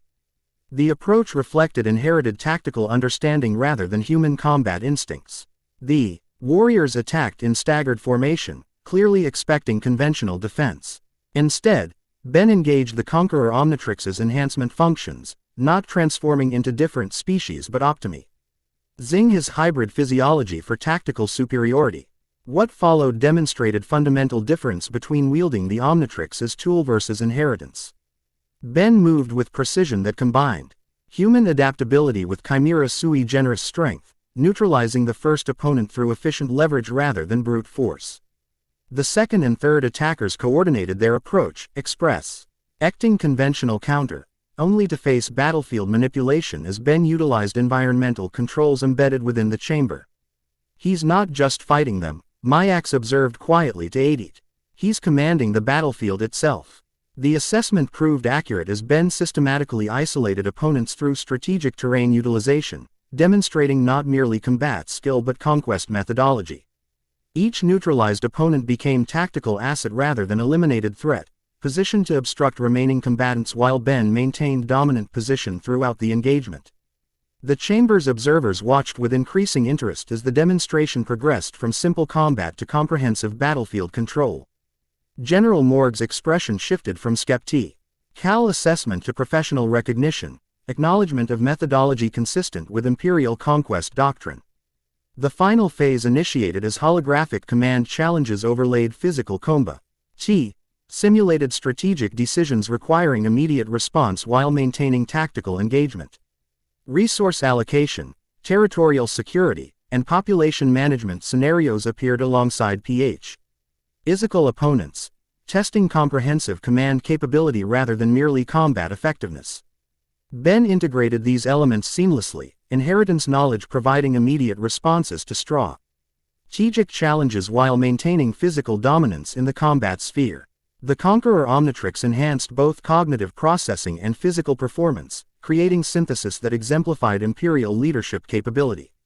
When the final opponent had been neutralized and the last strategic challenge addressed, silence fell across the chamber. The demonstration had exceeded standard parameters. For succession verification, displaying not merely qualification for leadership but mastery of Imperial methodology. Trial of conquest worthiness completed, the chamber system announced formally. Quote, claimant demonstrates conquest capability consistent with Imperial standards established by Imperator Vilgax. Verification sequence complete. General Morg rose from his position, cybernetic and handsome, eyes gleaming as he approached the central platform.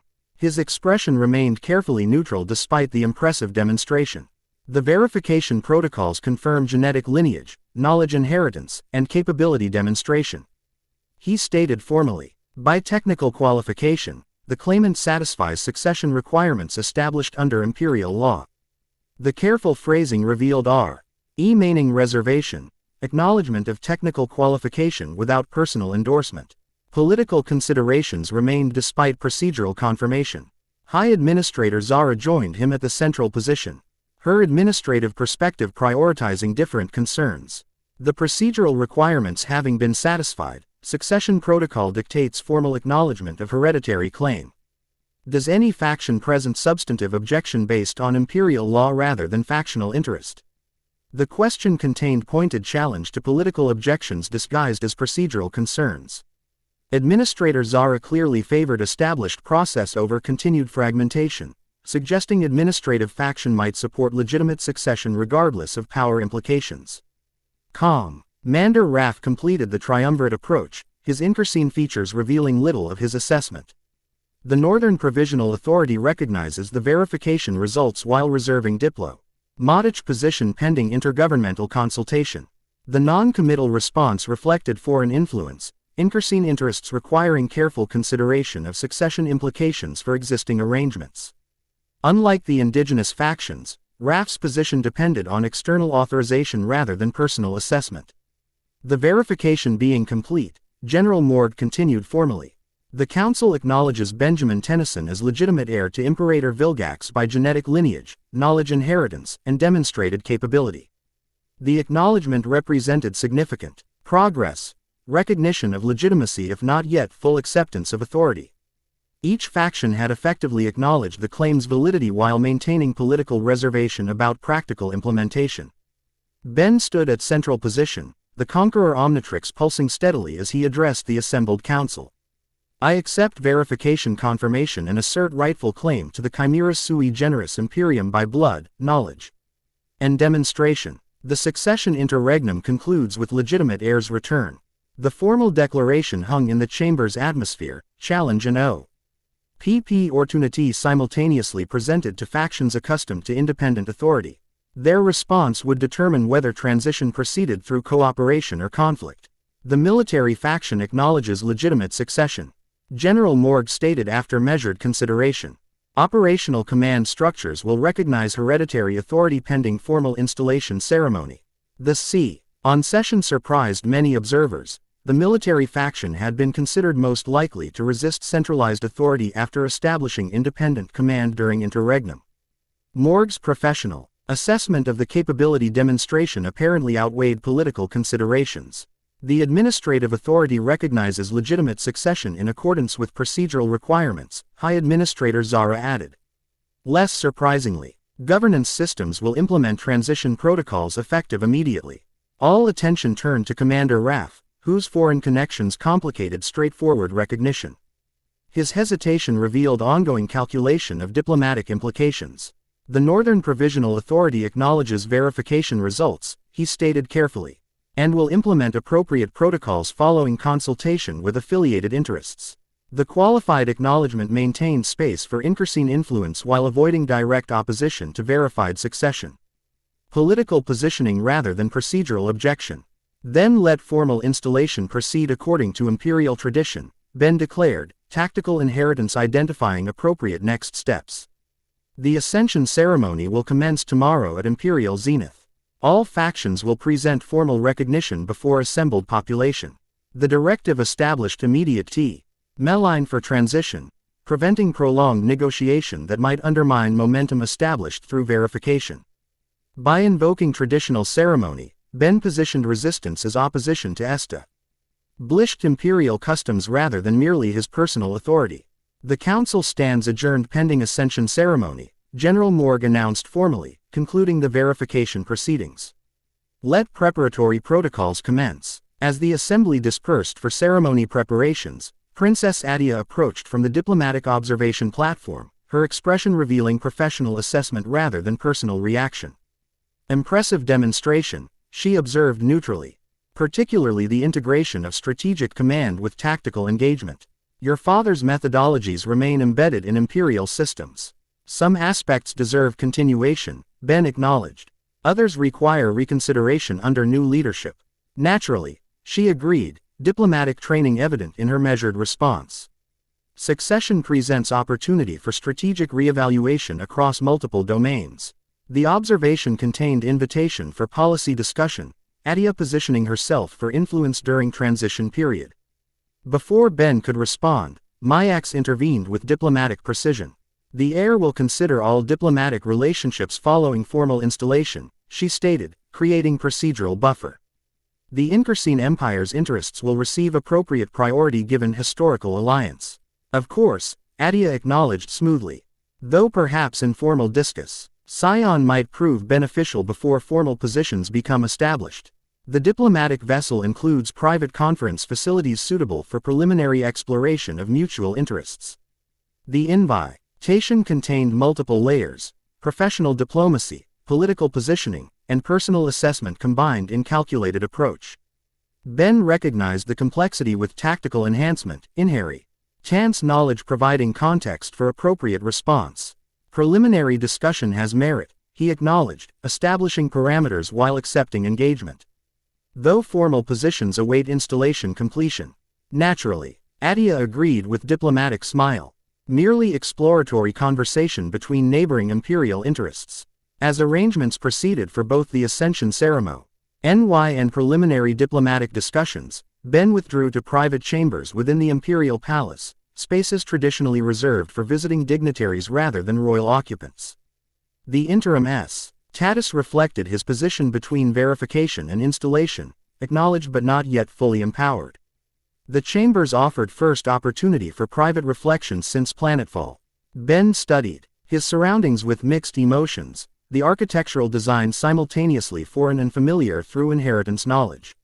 Spaces his father had occupied, systems his bloodline had established, expectations his lineage created. The Conqueror Omnitrix pulsed steadily on his arm, interface adapting continuously to his developing hybrid physiology.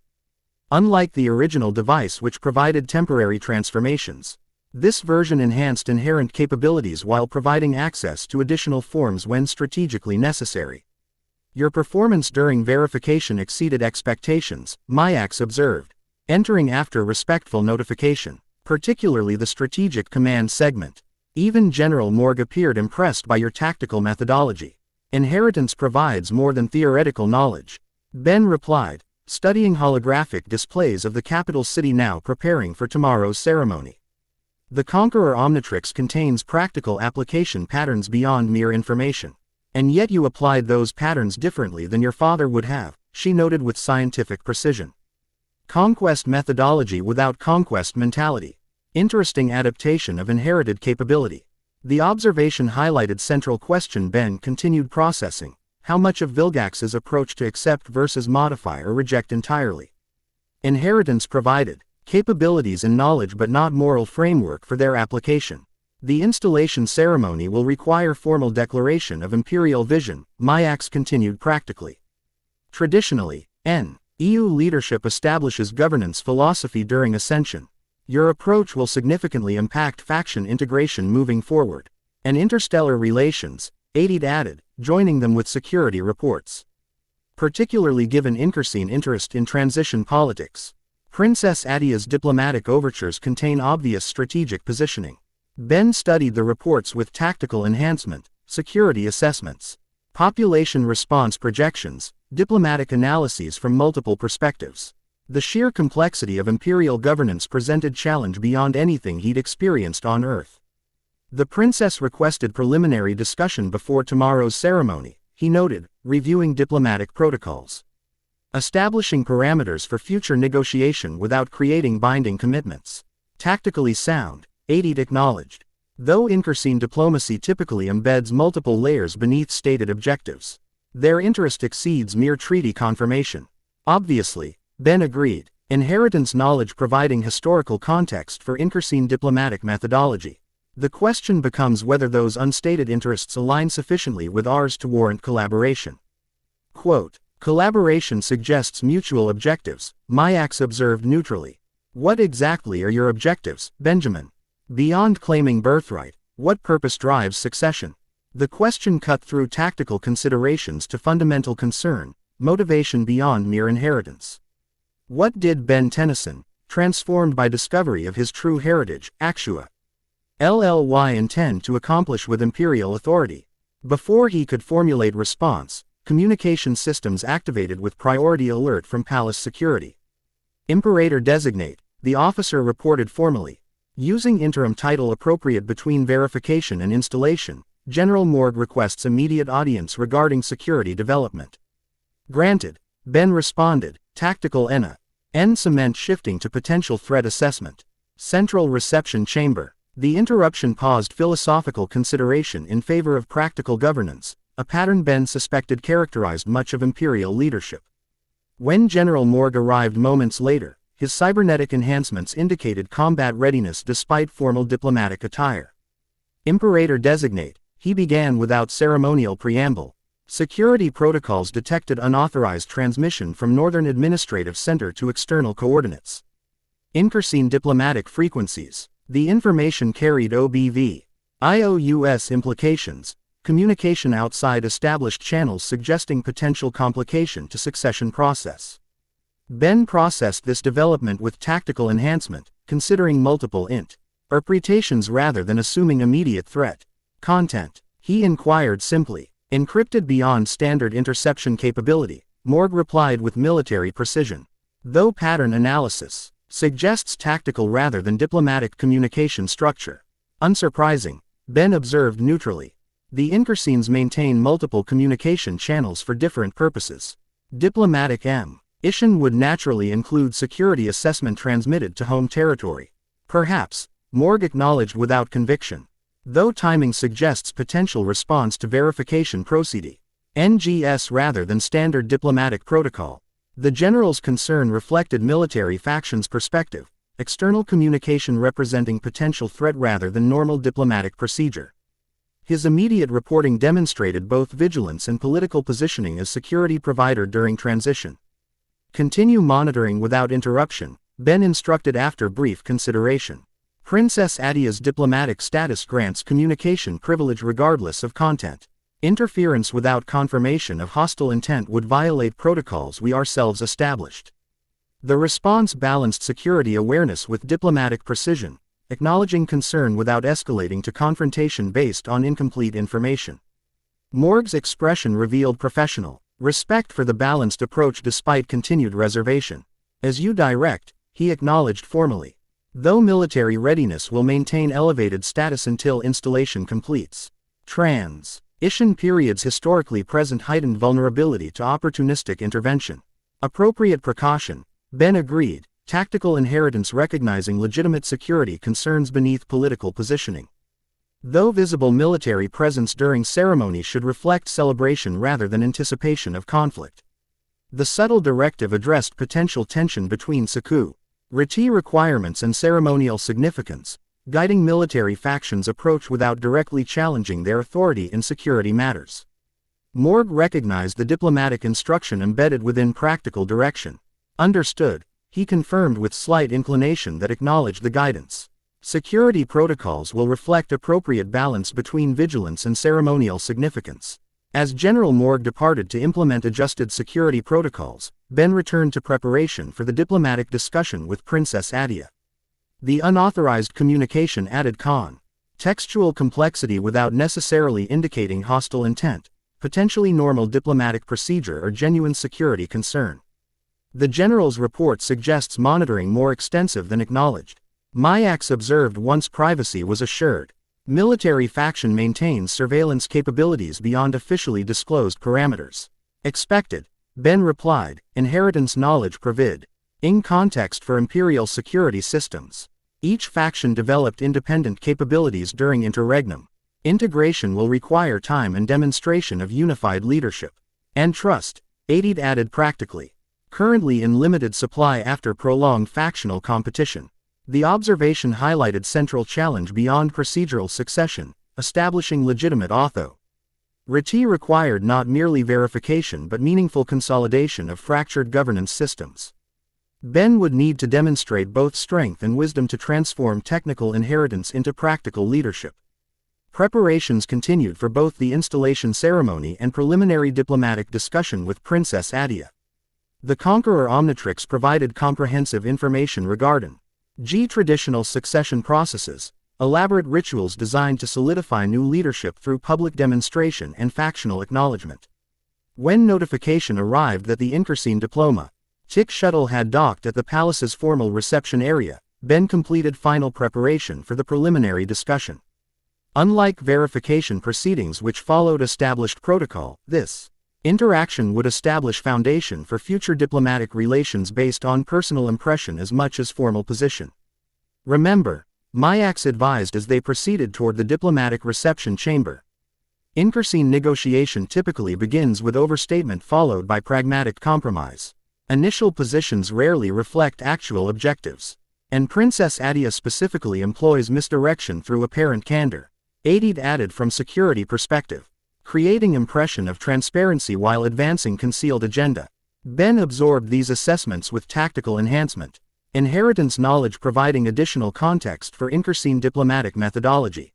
The approaching interaction represented first bilateral engagement as recognized heir, establishing precedent for future imperial diplomacy.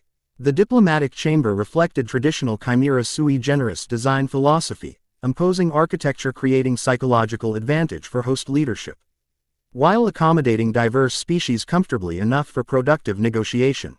Princess Attea awaited within, having exchanged field attire for formal diplomatic garments that nonetheless maintained practical functionality. Imperator designate, she acknowledged formally as Ben entered, using the interim title appropriate between verification and installation.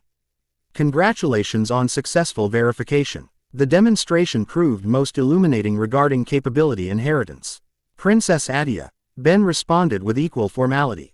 The Incursine Empire's diplomatic presence honors traditional alliance between our territories. The exchange completed ceremonial requirements, allowing transition to substantive discussion as both took positions at the conference table. Attea's security detail maintained discreet presence near the chamber entrance while Myaxx and Adid positioned themselves as advisors rather than guards, subtle distinction in diplomatic terms. Let me speak candidly. Attea began once preliminaries concluded, her tone shifting from formal to pragmatic. Your emergence creates significant disruption to established arrangements, some beneficial, others potent. I ally problematic depending on policy direction. The direct approach contained calculated risk, establishing apparent transparency while testing Ben's diplomatic approach through provocation. He recognized the methodology with tactical enhancement, inheritance knowledge providing appropriate response pattern. Candor appreciated, he acknowledged without defensive reaction. Transition naturally reads uncertainty requiring diplomatic clarification. Which specific arrangements concern the Incarsine Empire most directly? The question redirected generalized concern toward specific issues, moving from abstract destabilization to concrete policy matters. Attea's slight smile suggested appreciation for the diplomatic redirect rather than frustration at deflection. 3 primary concerns, she responded efficiently. First, existing military cooperation in border territories established during interregnum. Second, trade arrangements negotiated with Administrator Zara's faction involving resource exchange in outer systems. Third, mutual defense protocols established through Commander Raph's administrative zone. The specificity revealed Incarsine priorities more clearly than general diplomatic language would have permitted. Ben processed these concerns with tactical enhancement, inheritance knowledge providing context for each arrangement mentioned. Legitimate interests, he acknowledged, matching her pragmatic approach. Stability benefits both empires, particularly in contested regions where other powers might exploit uncertainty. Precisely, she agreed, leaning forward slightly. Which is why preliminary understanding between us, before formal positions become established through public ceremony, offers mutual advantage. Certainty creates stability. The proposal contained reasonable diplomatic premise while simultaneously positioning Attea for influence during transition period. Ben recognized both aspects with tactical enhancement, considering appropriate response. Balancing immediate diplomatic needs against long-term governance independence. Preliminary understanding has merit, he acknowledged, establishing parameters rather than specific commitments. Formal policy awaits installation completion and council consultation. Naturally, Attea agreed smoothly. Perhaps framework principles rather than detailed commitments. Establishing mutual intent, without constraining specific implementation. The approach offered diplomatic middle ground, appearance of progress without binding constraints. Ben considered the proposal through both tactical inheritance and personal judgment, weighing advantages against potential complications. Framework principles acceptable, he decided, establishing specific limitation. Focused on stability maintenance erring transition rather than long-term commitment. Reasonable parameters, Attea acknowledged, professional diplomat recognizing achievable progress rather than overreaching. Shall we begin with military coordination in border regions? Existing protocols have proven effective at deterring opportunistic incursion from lesser powers. The discussion proceeded with surprising efficiency, both parties demonstrating professional diplomatic capability while maintaining respective interests. Attea proved adept at identifying practical compromise positions without surrendering core Incarsine priorities.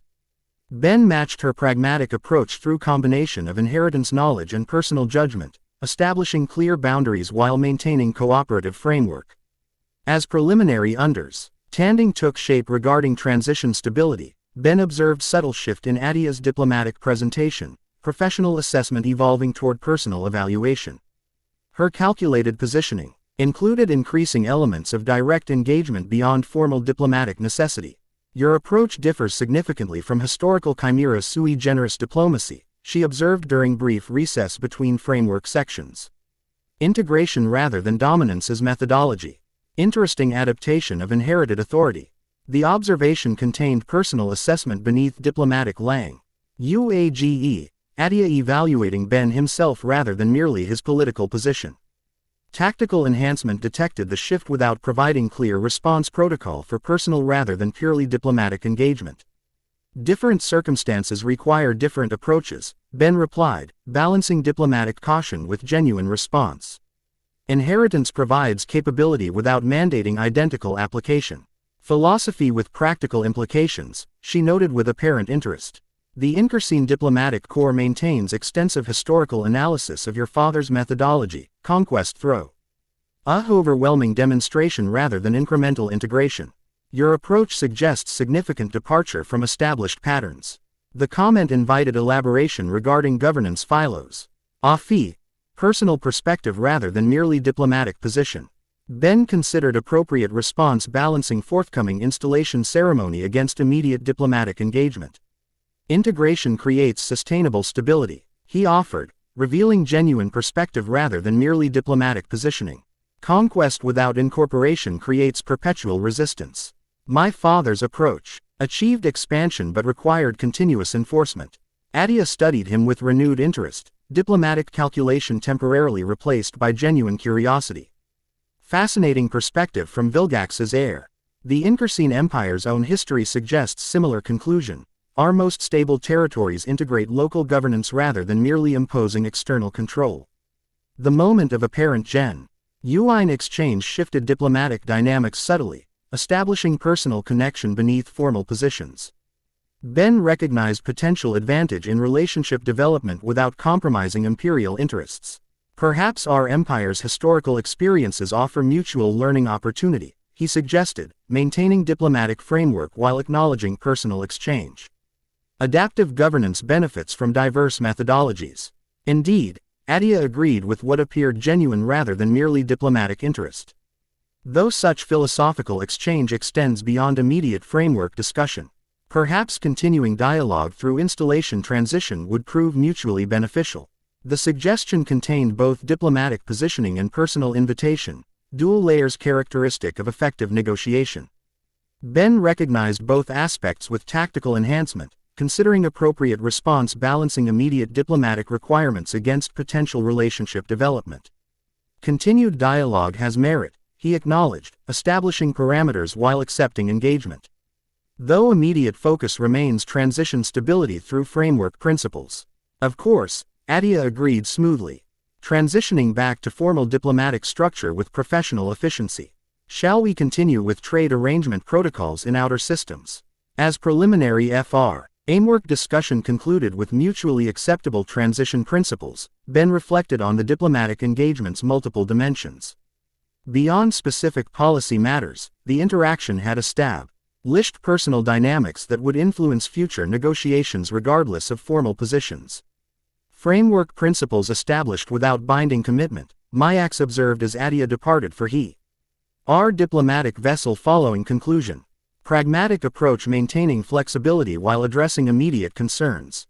And personal assessment concurrent with diplomatic positioning, added with security perspective. The princess evaluated leadership approach alongside specific policy matters. Ben acknowledged both observations with tactical enhancement, inheritance knowledge providing context for the multi-layered diplomatic engagement. The interaction had accomplished necessary stability measures while establishing foundation for future relations based on both policy alignment and personal engagement. As preparation for tomorrow's installation ceremony continued, Ben returned to private quarters for final consideration of imperial philosophy presentation. The ceremonial declaration would establish governance approach before assembled faction representatives and planetary population, setting direction for unified empire beyond merely claiming hereditary authority. Conqueror Omnitrix pulsed steadily on his arm, interface deepening as hybrid physiology continued optimizing integration of human cognitive patterns with chimera sui generis capabilities. Unlike his father who had pursued conquest as primary methodology, Ben continued processing alternative approach balancing inherited capability with personal perspective. Tomorrow's ceremony would transform verification into installation, potential into actual governance. Whatever philosophy he declared would shape not merely factional integration on Vilgaxia but approach to 23 star systems comprising his father's empire. Not conquest alone, but sustainable integration. Not dominance without purpose, but authority with responsibility. Not merely his father's heir, but leadership adapted to new circumstances through hybrid perspective. The Conqueror Omnitrix pulsed in apparent response to his consideration, inheritance technology recognizing evolution beyond original design parameters. Like Ben himself, the device represented synthesis rather than mere continuation, adaptation rather than replication. As Vilgaxia's twin sons descended toward horizon, Ben Tennyson, son of Vilgax, grandson of Myaxx, heir to empire and hybrid by nature, prepared for transformation from claimant to imperator. Whatever challenges tomorrow's installation might present, whatever trials his ascension might require, He approached with growing certainty regarding fundamental purpose. Not his father's legacy, his own. Blank, underscore, blank. The end. Thank you for watching this video. Please be sure to subscribe to our channel and like this video.